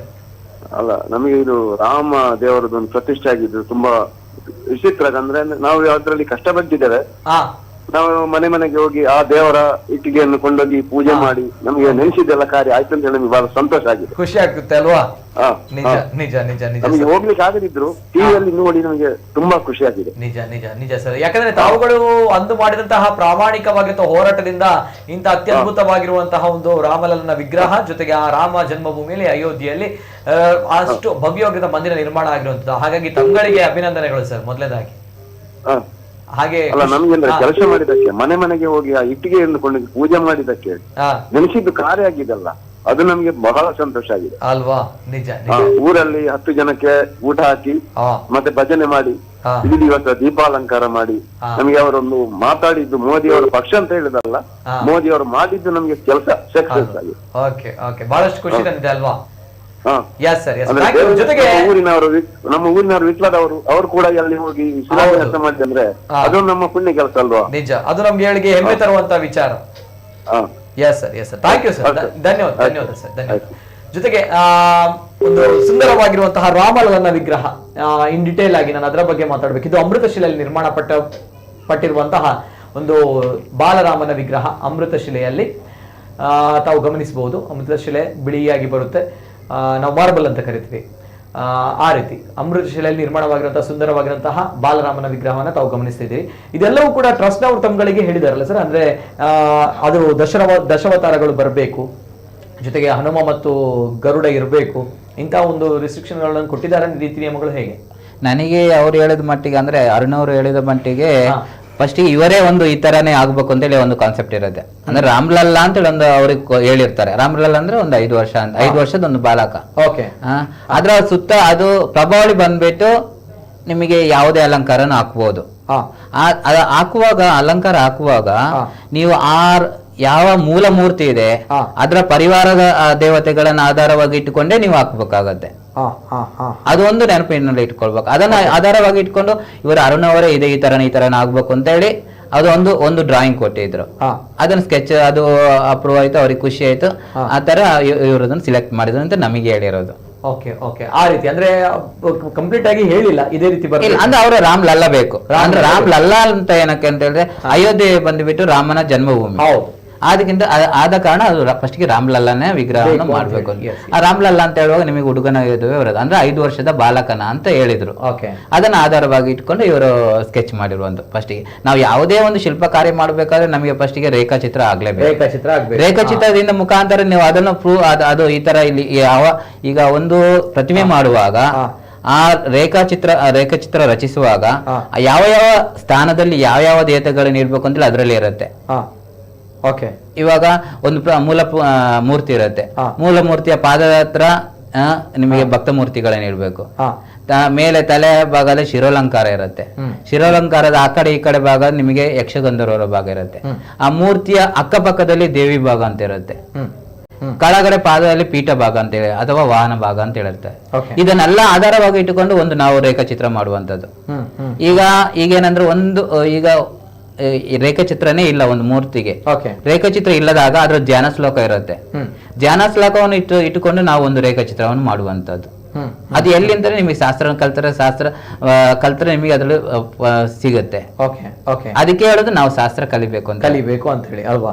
ರೇಖಾಚಿತ್ರದಿಂದ ತದನಂತರ ಆಗುವಂತದ್ದು ಯಾವುದೇ ವಿಗ್ರಹಗಳು ಅಲ್ವಾ ಸರ್? Yes sir. ಓಕೆ. ರೇಖಾಚಿತ್ರಕ್ಕಿಂತ ಮೊದಲು ನಾವು ಧ್ಯಾನ ಶ್ಲೋಕ ಬೇಕೇ ಬೇಕು. ಅದಕ್ಕೆ ಯಾವುದೇ ಒಂದು ವಿಗ್ರಹ ಪ್ರತಿಷ್ಠಾಪನೆ ವಿಗ್ರಹ ಆದ್ರೆ ಅದ್ರ ಮೂಲ ಧ್ಯಾನ ಶ್ಲೋಕ ಇದ್ದೇ ಇರುತ್ತೆ. Okay okay. Yes sir. ಮತ್ತೊಂದು ಕರೆ ಇದೆ. ಸರ್ ನಮಸ್ತೆ.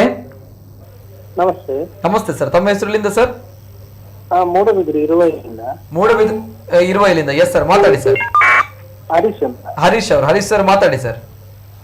ಅರ್ಧ ಗಂಟೆಯಿಂದ ಟ್ರೈ ಮಾಡ್ತಿದ್ದೇನೆ ಸರ್. ಓಕೆ. ಕನೆಕ್ಟ್ ಆಗ್ತಾ ಇರ್ಲಿಲ್ಲ, ಈಗ ತುಂಬಾ ಖುಷಿ ಆಯ್ತು. ಓಕೆ. ಎಸ್ ಸರ್, ಮಾತಾಡಿ ಸರ್. ಏನ್ ಹೇಳ್ತೀರಾ ಸರ್? ನಮ್ಮ ಹೆಮ್ಮೆಯ ಶಿಲ್ಪಿಗಳಿದ್ದಾರೆ. 3 ಜನಕ್ಕೂ ನಮಸ್ತೆ. ನಮಸ್ಕಾರ. ಒಳ್ಳೆ ವಿಷಯ ಇವತ್ತಿನ ಕಾರ್ಯಕ್ರಮ, ಒಳ್ಳೆ ವಿಷಯ. Okay okay. ನಮ್ಮ ಹಿಂದೂಗಳಿಗೆ ಒಂದು ಹೆಮ್ಮೆ. ಆದ್ರೂ ನನ್ಗೊಂದು ಪ್ರಶ್ನೆ ಇದೆ. ಅಂದ್ರೆ ಈ ಶಿಲ್ಪಿಗಳು ಮನಸ್ಸಲ್ಲಿ ಏನಿಕೊಂಡು ಅಷ್ಟು ಒಳ್ಳೆ ರಾಮನ ಮುಖವನ್ನು ಬಿಡಿಸಿದ್ರು ಅಂತ ಅದು ಹೇಗ್ ಸಾಧ್ಯ ಆಯ್ತು? ದೇವರ ದಯಾನ. ಹೇಗ್ ಸಾಧ್ಯ ಆಯ್ತು ಅಂತ ಹೇಳಿ ದೇವ್ರ ಅಲ್ಲ, ನನ್ನ ರೀತಿಯಲ್ಲಿ ನೋಡಿದ್ರೆ ನಾನು ಇವರೇ ದೇವ್ರು ಅಂತ ಹೇಳ್ತೀನಿ. ಇಲ್ಲಾಂದ್ರೆ ಅಷ್ಟು ಒಳ್ಳೆ ರಾಮನ ವಿಗ್ರಹ ಬರ್ಲಿಕ್ಕೆ ಸಾಧ್ಯನೇ ಇಲ್ಲ. ನಮ್ಗಂತೂ ತುಂಬಾ ಖುಷಿಯಾಗಿದೆ ಅಲ್ವಾ? ಮತ್ತೊಂದು ಬೇಸರ ಸಂಗತಿ ಅಂದ್ರೆ ಇದನ್ನೇ ರಾಜಕೀಯವಾಗಿ ಬಳಸ್ತಿದ್ದಾರೆ. ಅದೊಂದು ಬೇಸರ ಸಂಗತಿ. ಇದನ್ನೆಲ್ಲ ಬಿಟ್ಟು ಬಿಡ್ಬೇಕು. ಇಲ್ಲಿಗೆ ನಮ್ದು ರಾಮ ಭೂಮಿ, ಅಯೋಧ್ಯೆಯಲ್ಲಿ ರಾಮನ ಜನ್ಮಸ್ಥಳದಲ್ಲಿ ಸ್ಥಾಪನೆ ಆಯ್ತು. Okay. Yes sir, thank you sir, ಧನ್ಯವಾದ sir. Yes sir, thank you, ಧನ್ಯವಾದಗಳು ಸರ್. ಜೊತೆಗೆ ನನಗೆ ರಾಮಲಲ್ಲನ ವಿಗ್ರಹವನ್ನ ಪ್ಲೇ ಮಾಡಿ. ಎಸ್, ಇದು ಗರ್ಭಗುಡಿಯಲ್ಲಿ ಪ್ರತಿಷ್ಠೆಗೊಂಡಂತಹ ಸುಂದರವಾಗಿರುವಂತಹ ಒಂದು ರಾಮಲಲ್ಲನ ವಿಗ್ರಹ ತಾವು ಗಮನಿಸ್ತಾ ಇದ್ದೀರಿ. ಮತ್ತೊಂದು ಓಕೆ, ಈ ಒಂದು ವಿಗ್ರಹ ಸರ್, ಎಸ್, ಏನ್ ಹೇಳ್ತಾರೆ ಇದನ್ನೇ ಕೇಳುವಂಥದ್ದು ಜನರು, ಹೇಗ್ ಬಂತು ಇಂತಹ ಒಂದು ಅತ್ಯದ್ಭುತವಾಗಿರುವಂತಹ ರಾಮಲಲ್ಲನ ವಿಗ್ರಹ ಅನ್ನುವಂಥ ಪ್ರಶ್ನೆ. ಎಸ್ ಸರ್, ಹೇಳಿ ಸರ್. ಇದು ನೋಡಿ, ಈಗ ಇದನ್ನು ನೋಡಿದ ತಕ್ಷಣ ನಮಗೆ ಒಂದು ದೈವತ ಭಾವನೆ ಬರುತ್ತೆ.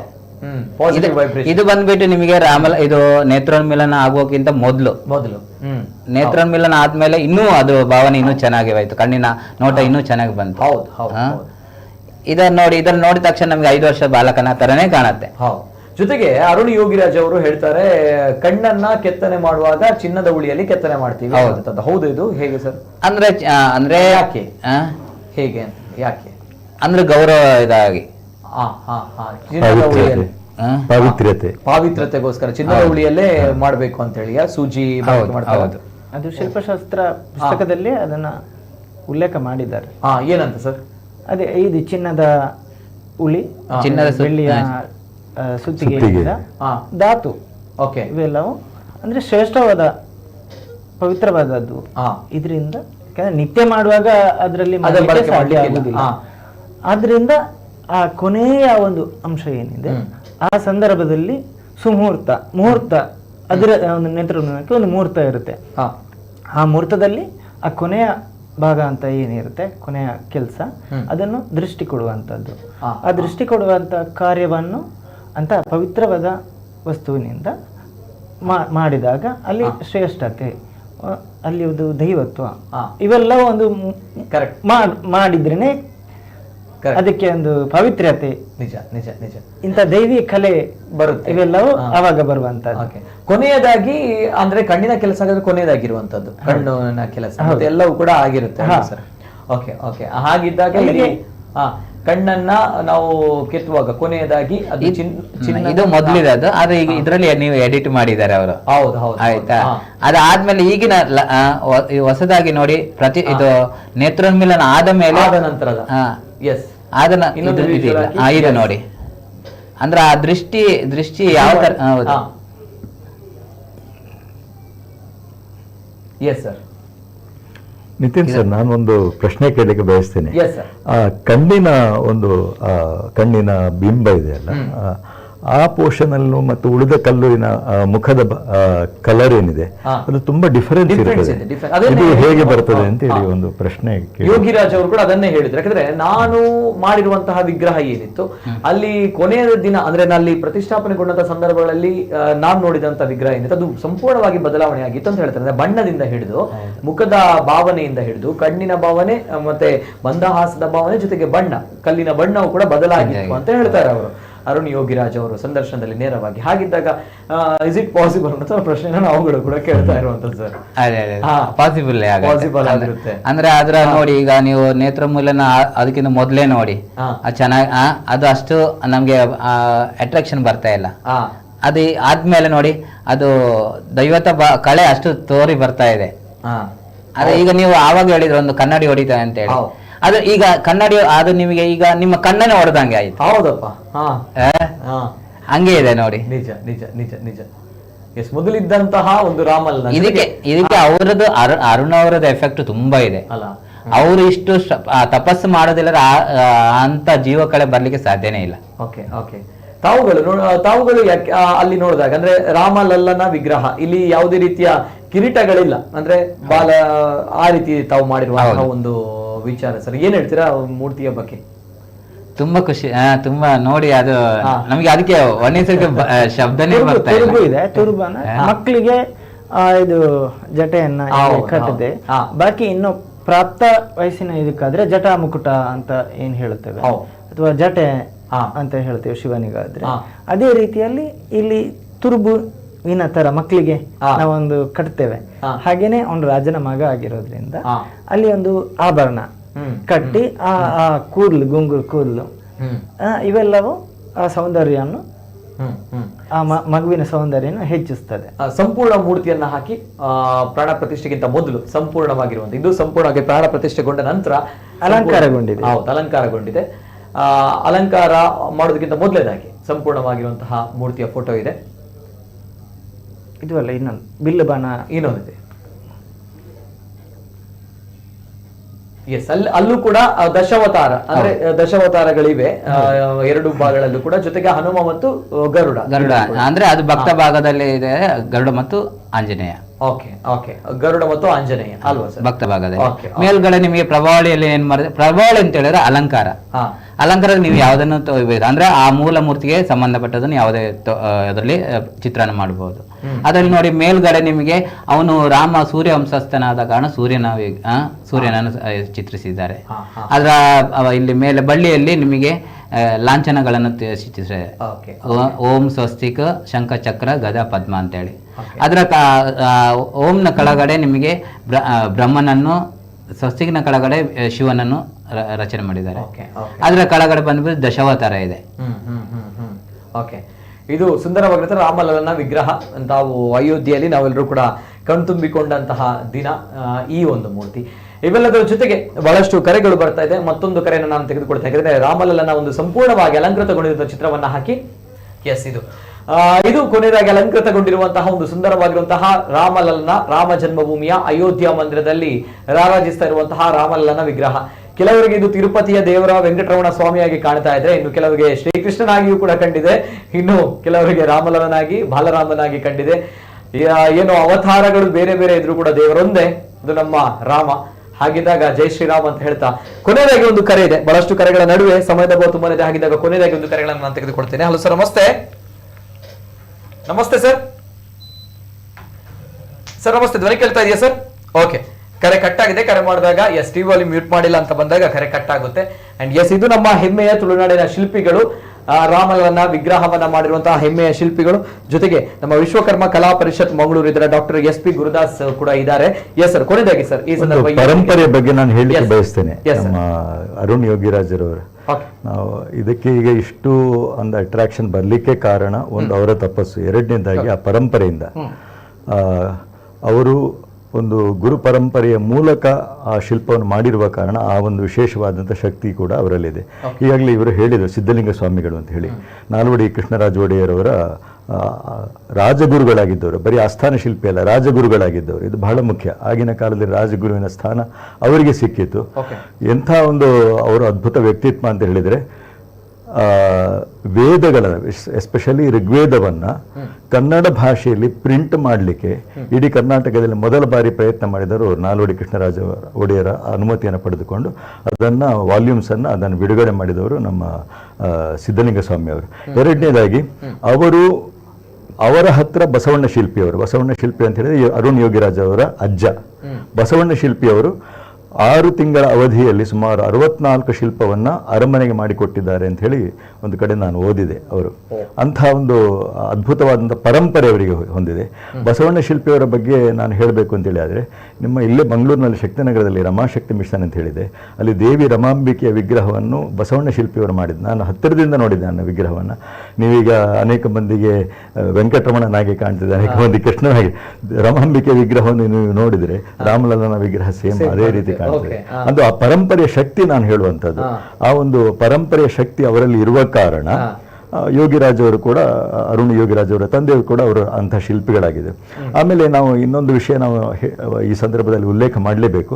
ಅಯೋಧ್ಯೆಗೆ ರಥ ಅಂದರೆ ಬ್ರಹ್ಮರಥವನ್ನು ನಿರ್ಮಾಣ ಮಾಡಲಿಕ್ಕೆ ನಮ್ಮ ಕೋಟೇಶ್ವರದ ಲಕ್ಷ್ಮೀನಾರಾಯಣಾಚಾರ್ಯರ ಸುಪುತ್ರ ರಾಜಗೋಪಾಲಾಚಾರ್ಯ, ಶಿಲ್ಪಿ ರಾಜಗೋಪಾಲಾಚಾರ್ಯ ಅವರು ಆಯ್ಕೆಗೊಂಡಿದ್ದಾರೆ. ಈಗ ಸದ್ಯದಲ್ಲಿ ಆ ರಥ ಇಲ್ಲಿ ನಿರ್ಮಾಣ ಆಗಲಿಕ್ಕಿದೆ ಕೋಟೇಶ್ವರದಲ್ಲಿ, ಅಯೋಧ್ಯೆಗೆ. ಹಾಗಾಗಿ ಬರೀ ಇಷ್ಟಕ್ಕೆ ಸೀಮಿತ ಆಗುವುದಿಲ್ಲ ನಮ್ಮ ತುಳುನಾಡಿನ ಶಿಲ್ಪಿಗಳ ಕಥೆ. ಭವ್ಯವಾದಂಥ ಬ್ರಹ್ಮರಥವನ್ನು ಮಾಡಲಿಕ್ಕೆ ಅವರೀಗ ಆ ಒಂದು ಕೆಲಸ ಸಿಕ್ಕಿದೆ ಅನ್ನುವಂಥ ಸಂಭ್ರಮದಲ್ಲಿ ಅಲ್ಲಿಂದ ಒಂದು ಪಾದುಕೆ ಕೊಟ್ಟಿದ್ರು. ಆ ಪಾದುಕೆಯನ್ನು ಇಟ್ಟುಕೊಂಡು ಒಂದು ರಾಮ ಮಂದಿರವನ್ನು ಸ್ಥಾಪನೆ ಮಾಡಿದ್ದಾರೆ ಕೋಟೇಶ್ವರದಲ್ಲಿ. ಹೌದು, ಕೋಟೇಶ್ವರದಲ್ಲಿ ಕುಂಬಾಶಿ ನಮ್ಮ ದೇವಸ್ಥಾನದ ಹತ್ತಿರವೇ ಇದೆ. ಹಾಗಾಗಿ ಒಂದು ಅಯೋಧ್ಯೆ ಮತ್ತು ವಿಶ್ವಕರ್ಮರಿಗಿರುವಂಥ ಈ ಒಂದು ನಂಟು ಬಹಳ ಅದ್ಭುತವಾಗಿ ಸೂರ್ಯವಂಶಜ ಅಂತ ಹೇಳ್ತೇವೆ. ಆದರೆ ಸೂರ್ಯನಿಗೆ ವಿಶ್ವಕರ್ಮ ಅಂದರೆ ತ್ವಷ್ಟೃ ವಿಶ್ವಕರ್ಮನ ಮಗಳಾದಂಥ ಸಂಜ್ಞಾ ದೇವಿಯನ್ನೇ ಕೊಟ್ಟು ವಿವಾಹ ಮಾಡಿದ್ದು ಒಂದು ಅಂತಹ ಪರಂಪರೆ ಕೂಡ ಒಂದು ನಮ್ಮಲ್ಲಿ ಇದೆ. ಹಾಗಾಗಿ ಒಂದು ನಮಗೆ ವಿಶೇಷವಾಗಿ ಅನುಗ್ರಹ ಆಗಿದೆ ಅಂತೇಳಿ ಹೇಳಲಿಕ್ಕೆ ಬಯಸ್ತೇನೆ ನಾನು. ಎಸ್ ಸರ್, ಎಷ್ಟು ಖುಷಿ ಇದೆ, ಬಹಳಷ್ಟು ಖುಷಿ ಇದೆ, ಹೆಮ್ಮೆ ಇದೆ. ಥ್ಯಾಂಕ್ ಯು ಸರ್, ಧನ್ಯವಾದಗಳು. ಕೊನೆಯದಾಗಿ ಸರ್, ಚಿದಾನಂದ ಆಚಾರ್ಯ ಸರ್, ಈ ಸಂದರ್ಭ ಏನು ಹೇಳಲಿಕ್ಕೆ ಇಷ್ಟಪಡ್ತೀರಾ ಸರ್? ನಾನಂದ್ರೆ ನನ್ನ ಸ್ನೇಹಿತರು ಬಂಧುಗಳಿಗೆ ಒಂದೇ ಮಾತೇನಂದ್ರೆ, ನೀವು ಯಾವುದೇ ಶಿಲ್ಪವನ್ನು ಮಾಡಿ ಶಾಸ್ತ್ರೋಕ್ತವಾಗಿ ಮಾಡಿ ಅಂತ ಹೇಳ್ತಾನೆ. ಅದರ ಜೊತೆಗೆ ಶಾಸ್ತ್ರೋಕ್ತವನ್ನು ಯಾವ ತರ ಮಾಡೋದು, ಎಲ್ಲಿ ಮಾಡೋದು ಅಂತೇಳಿ ನಿಮಗೆ ಕ್ವಶನ್ ಮಾರ್ಕ್ ಬಂದಿರ್ಬೋದು. ಅದಕ್ಕೆ ಏನಂದ್ರೆ, ಈಗ ನಮ್ಮ ಶಿಲ್ಪಶಾಸ್ತ್ರಜ್ಞರಾದಂಥ ಡಾಕ್ಟರ್ ಜಿ ಜ್ಞಾನಾನಂದ ಅವರೊಂದು ನಮ್ಮ ಶಿಲ್ಪಿಗಳಿಗೋಸ್ಕರ ಶಿಲ್ಪಿಗಳು ಮುಂದುವರಿಬೇಕಂತೇಳಿ ಒಂದು ಶಿಲ್ಪ ಗುರುಕುಲವನ್ನು ಮಾಡಿದ್ದಾರೆ. ಅದು ಬೆಂಗಳೂರಿನಲ್ಲಿ ಕಲಾಗ್ರಾಮದಲ್ಲಿ ಇದೆ, ಮಲ್ಲತ್ತಹಳ್ಳಿಯಲ್ಲಿ ಸಾಂಪ್ರದಾಯಿಕ ಶಿಲ್ಪ ಗುರುಕುಲ ಅಂತೇಳಿ. ಅಲ್ಲಿ ಬಂದು ನೀವು ಸಂಪರ್ಕಿಸಿದರೆ ನಿಮಗೆ ಶಾಸ್ತ್ರೋಕ್ತವಾಗಿ ಯಾವ ತರ ಮಾಡೋದು ಅಂದ್ರೆ, ನಾನು ಅಲ್ಲೇ ಅಭ್ಯಾಸ ಮಾಡಿಬಿಟ್ಟು ಅಲ್ಲೇ ಗುರುಗಳಾಗಿ ಈಗ ಸೇವೆ ಸಲ್ಲಿಸ್ತಾ ಇದ್ದೇನೆ. ಆದ ಕಾರಣ ನೀವು ನಮ್ಮನ್ನು ಸಂಪರ್ಕಿಸಬಹುದು, ಮತ್ತೆ ಇಲ್ಲ ಅಲ್ಲೇ ಬಂದು ನೀವು ಸಂಪರ್ಕಿಸಬಹುದು. ಅಂದ್ರೆ ನಮ್ಮವರು ನಮ್ಮ ಸಂಸ್ಕೃತಿಯನ್ನು ಉಳಿಸಿ ಬೆಳೆಸಬೇಕು ಅಂತೇಳಿ ನನ್ನ ಉದ್ದೇಶ. ಆ ಸಂಸ್ಕೃತಿ ಉಳಿಸಿ ಬೆಳೆಸಿದ ಕಾರಣ ನಾವು ಸಮಾಜಕ್ಕೆ ಇನ್ನೊಂದು ಹೊಸ ಕೊಡುಗೆಯನ್ನು ಕೊಡಬಹುದು ಅಂತ ನನ್ನ ಅನಿಸಿಕೆ. ಜ್ಞಾನಾನಂದರ ಬಗ್ಗೆ ಒಂದು ಮಾತು ಹೇಳಲೇಬೇಕು ಈ ಸಂದರ್ಭದಲ್ಲಿ, ಯಾಕಂದ್ರೆ ಸಿದ್ಧಲಿಂಗ ಸ್ವಾಮಿಗಳ ನೇರ ಶಿಷ್ಯರು ಅವರು ಕೂಡ. ಹಾಗಿರುವಾಗ ಸುಮಾರು 2000 ಶಿಲ್ಪ ಗ್ರಂಥಗಳಿವೆ ಅಂತ ಹೇಳಿ ಅವರೇ ಒಂದು ಕಡೆ ವಿಶ್ವಕರ್ಮಾನ್ವಯ ಪ್ರದೀಪಿಕೆ ಅನ್ನುವಂಥ ಗ್ರಂಥದಲ್ಲಿ ಅವರು ಉಲ್ಲೇಖ ಮಾಡಿದ್ದಾರೆ. ಅದು ಇವತ್ತೆಲ್ಲ ಲುಪ್ತವಾಗಿದೆ. ಅದರಲ್ಲಿ 54 ಗ್ರಂಥಗಳನ್ನು ಕಾಶ್ಯಪ ಶಿಲ್ಪಕ್ಕೂ ಸೇರಿದ ಹಾಗೆ 54 ಗ್ರಂಥಗಳನ್ನು ಶಿಲ್ಪಶಾಸ್ತ್ರದ ಕುರಿತಾಗಿ ಜ್ಞಾನಾನಂದ ರಚನೆ ಮಾಡಿದ್ದಾರೆ. ಅದ್ಭುತವಾದಂಥ ಒಂದು ಯೂನಿವರ್ಸಿಟಿ ಮಾಡಬೇಕಾದಂಥ ಕೆಲಸ ಶಿಲ್ಪದ ಬಗ್ಗೆ ಅವರು ಮಾಡಿದ್ದಾರೆ. 97 ಗ್ರಂಥಗಳನ್ನು ಈ ಪರಂಪರೆಯ ಬಗ್ಗೆ ಅವರು ಬರೆದಿದ್ದಾರೆ. ಅಂತಹ ವ್ಯಕ್ತಿಗಳು ಇರುವ ಕಾರಣ ಇವತ್ತಿಗೂ ಕೂಡ ಈ ಶಿಲ್ಪ ಪರಂಪರೆ ನಮ್ಮಲ್ಲಿ ಉಳಿದಿದೆ ಅಂತ ಹೇಳಲಿಕ್ಕೆ ಬಯಸ್ತೇನೆ.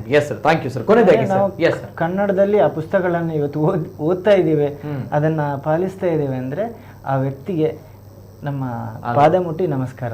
ಖಂಡಿತ. ಅವರ ಉದ್ದೇಶ ಒಂದೇ, ನಮ್ಮ ಶಿಲ್ಪಿಗಳು ಬೆಳಿಬೇಕು ಅಂತ ಹೇಳಿ. ಯಾಕಂದ್ರೆ ಭಾಷೆ ಕೂಡ ಮುಖ್ಯ ಆಗುತ್ತೆ. ಯಾವುದೋ ಭಾಷೆಯಲ್ಲಿದ್ರೆ ಆ ಪುಸ್ತಕ ನಮ್ಮ ಹತ್ರ ಇದ್ದು ಕೂಡ ಪ್ರಯೋಜನ ಪಡುವುದು. ಆದುದರಿಂದ ಅವರು ಆ ಭಾಷೆ ಅಷ್ಟು ಭಾಷೆಗಳನ್ನು ಕಲಿತು ಅದನ್ನ ನಮ್ಗೆ ಕನ್ನಡಕ್ಕೆ ಅನುವಾದ ಮಾಡಿ ಆ ಪುಸ್ತಕಗಳನ್ನ ನಮ್ಮ ಕೈಗೆ ಮುಟ್ಟೋ ತರ ಮಾಡಿದ್ದಾರೆ ಅಂದ್ರೆ ಅದು ನಮ್ಮ ಭಾಗ್ಯ.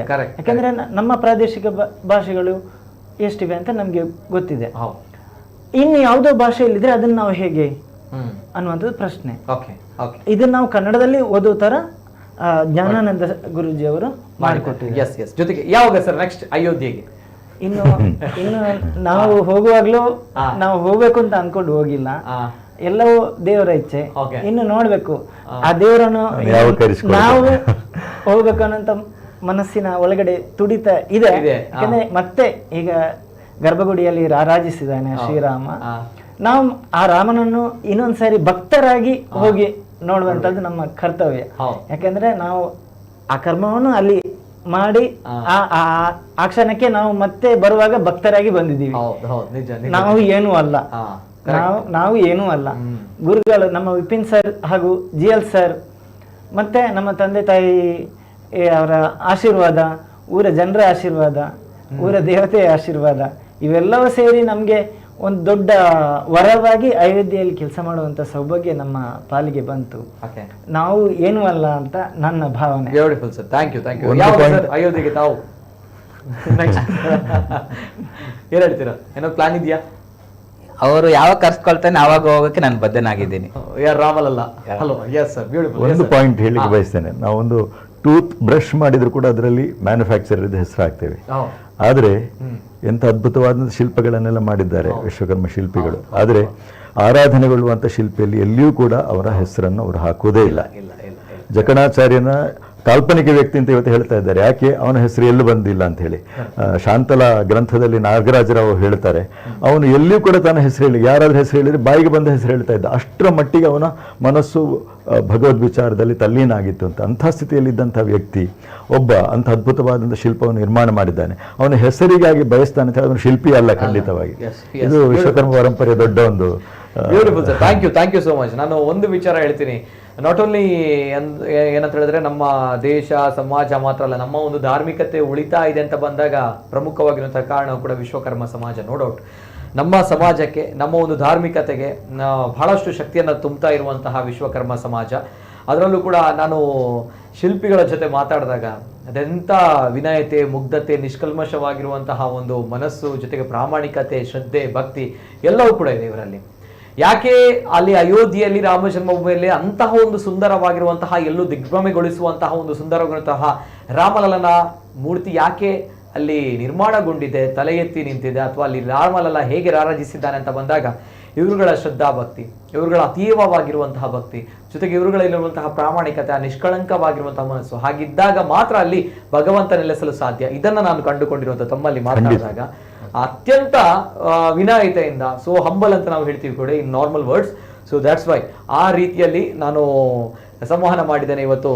ಒಂದ್ ಕಡೆ ಜಯಚಂದ್ರ ಸರ್, ಜೊತೆಗೆ ನಮ್ಮ ಜೊತೆ ಮತ್ತೊಬ್ರು ಚಿದಾನಂದ ಸರ್, ಇಬ್ರು ಕೂಡ ಅಮೇಝಿಂಗ್. ನನಗೆ ಬಹಳಷ್ಟು ಖುಷಿ ಆಯ್ತು ಸರ್, ಯಾಕಂದ್ರೆ ಆ ಮುಗ್ಧ ನಗು, ಆ ಒಂದು ಮಗುವಿನಂತ ಒಂದು ಮನಸ್ಸು, ನನ್ನಿಂದ ಏನೂ ಇಲ್ಲ, ಎಲ್ಲವೂ ಕೂಡ ದೇವರು ಮಾಡಿಸಿದ್ದು, ಎಲ್ಲವೂ ಕೂಡ ರಾಮ ಮಾಡಿಸಿದ್ದು ಅನ್ನುವಂತಹ ಒಂದು ವಿಚಾರಧಾರೆಗಳ ಜೊತೆಗೆ ಆ ಒಂದು ಮುಗ್ಧತೆ, ನಿಜವಾಗ್ಲೂ ಕೂಡ ಎಲ್ಲಿ ಮುಗ್ಧತೆ ಇರುತ್ತೆ ಅಲ್ಲಿ ರಾಮಲಲ್ಲ ಬಂದು ನೆಲೆಸ್ತಾನೆ ಅನ್ನುವಂಥ ನಂಬಿಕೆ. ಹಾಗಿದ್ದಾಗ ಯೋಗ್ಯತೆ ಇದ್ದವರಿಗೆ ಯೋಗ ಬಂದೇ ಬರುತ್ತೆ ಅನ್ನುವಂತಹ ನಂಬಿಕೆ. ಆ ನಂಬಿಕೆಯ ಜೊತೆಗೆ ಇವತ್ತು ನಮ್ಮ ಜೊತೆ ಚಿದಾನಂದ್ ಸರ್ ಅವರು, ಜೊತೆಗೆ ನಮ್ಮ ಜೊತೆ ಜಯಚಂದ್ರ ಸರ್ ಅವರು ನಮ್ಮ ತುಳುನಾಡಿನ ಹೆಮ್ಮೆಯ ಕೀರ್ತಿ ಪತಾಕಿಯನ್ನ ಅಯೋಧ್ಯೆಯ ತನಕ ಕೂಡ ರಾರಾಜಿಸಿದ್ದಾರೆ, ಮಾತ್ರ ಅಲ್ಲ ಇಡೀ ವಿಶ್ವದ ಅಗಲಕ್ಕೂ ಕೂಡ ಪಸರಿಸಿದ್ದಾರೆ. ಹಾಗಿದ್ದಾಗ ಒನ್ಸ್ ಅಗೇನ್ ಧನ್ಯವಾದಗಳನ್ನ ಎರಡೂ ಕೈಗಳನ್ನ ಜೋಡಿಸಿ ಎಸ್ ಇಬ್ರು ಶಿಲ್ಪಿಗಳಿಗೂ ಕೂಡ ಧನ್ಯವಾದಗಳನ್ನ ಸಲ್ಲಿಸ್ತಾ ಇದೀವಿ.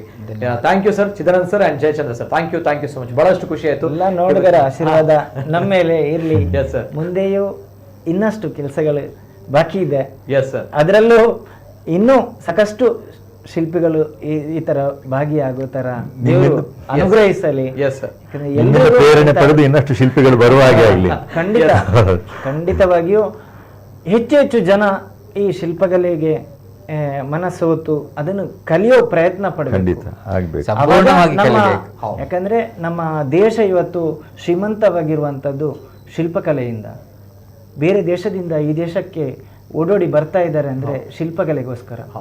ಎಷ್ಟೋ ಸಾವಿರಾರು ವರ್ಷಗಳ ಹಿಂದಿನ ದೇವಾಲಯಗಳು ಇವತ್ತಿಗೂ ವಿಶ್ವಕರ್ಮ ನಿರ್ಮಿತವಾಗಿ ಈ ಪ್ರಪಂಚದಲ್ಲಿ ಇನ್ನೂ ಜೀವಂತವಾಗಿ ಇದೆ ಅಂದರೆ ವಿಶ್ವಕರ್ಮ ದೇವರು ಇದ್ರು ಅನ್ನೋದಕ್ಕೆ ಈ ದೇವಾಲಯಗಳೇ ಸಾಕ್ಷಿ.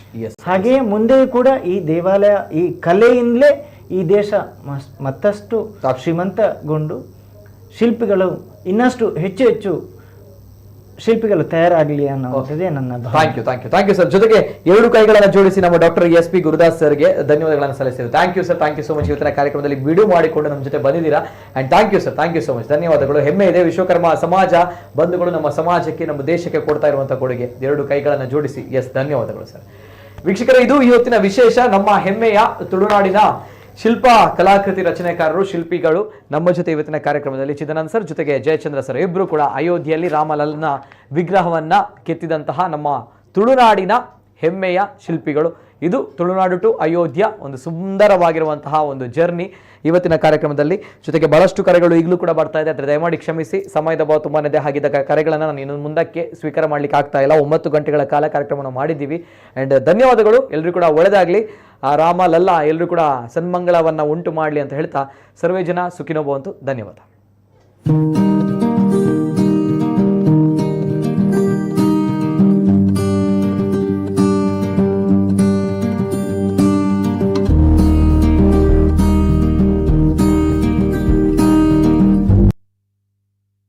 ಬಿಸಿನೆಸ್ ಇನ್ವೆಸ್ಟ್ಮೆಂಟ್ಗೆ ಹೊಸ ಲ್ಯಾಂಡ್ಮಾರ್ಕ್ ರೋಹನ್ ಸಿಟಿ. ವಾಣಿಜ್ಯ ಸ್ಥಳಗಳ ಮೇಲಿನ ಹೂಡಿಕೆಯ ಮೇಲೆ 7.5% ನಷ್ಟು ಗ್ಯಾರಂಟಿಡ್ ರಿಟರ್ನ್. ತಡ ಯಾಕೆ? ಈಗಲೇ ಇನ್ವೆಸ್ಟ್ ಮಾಡಿ. ನಿಮ್ಮ ಹೂಡಿಕೆಗೆ ಬೆಸ್ಟ್ ಪ್ರೈಸ್ ಸಿಗುವಾಗ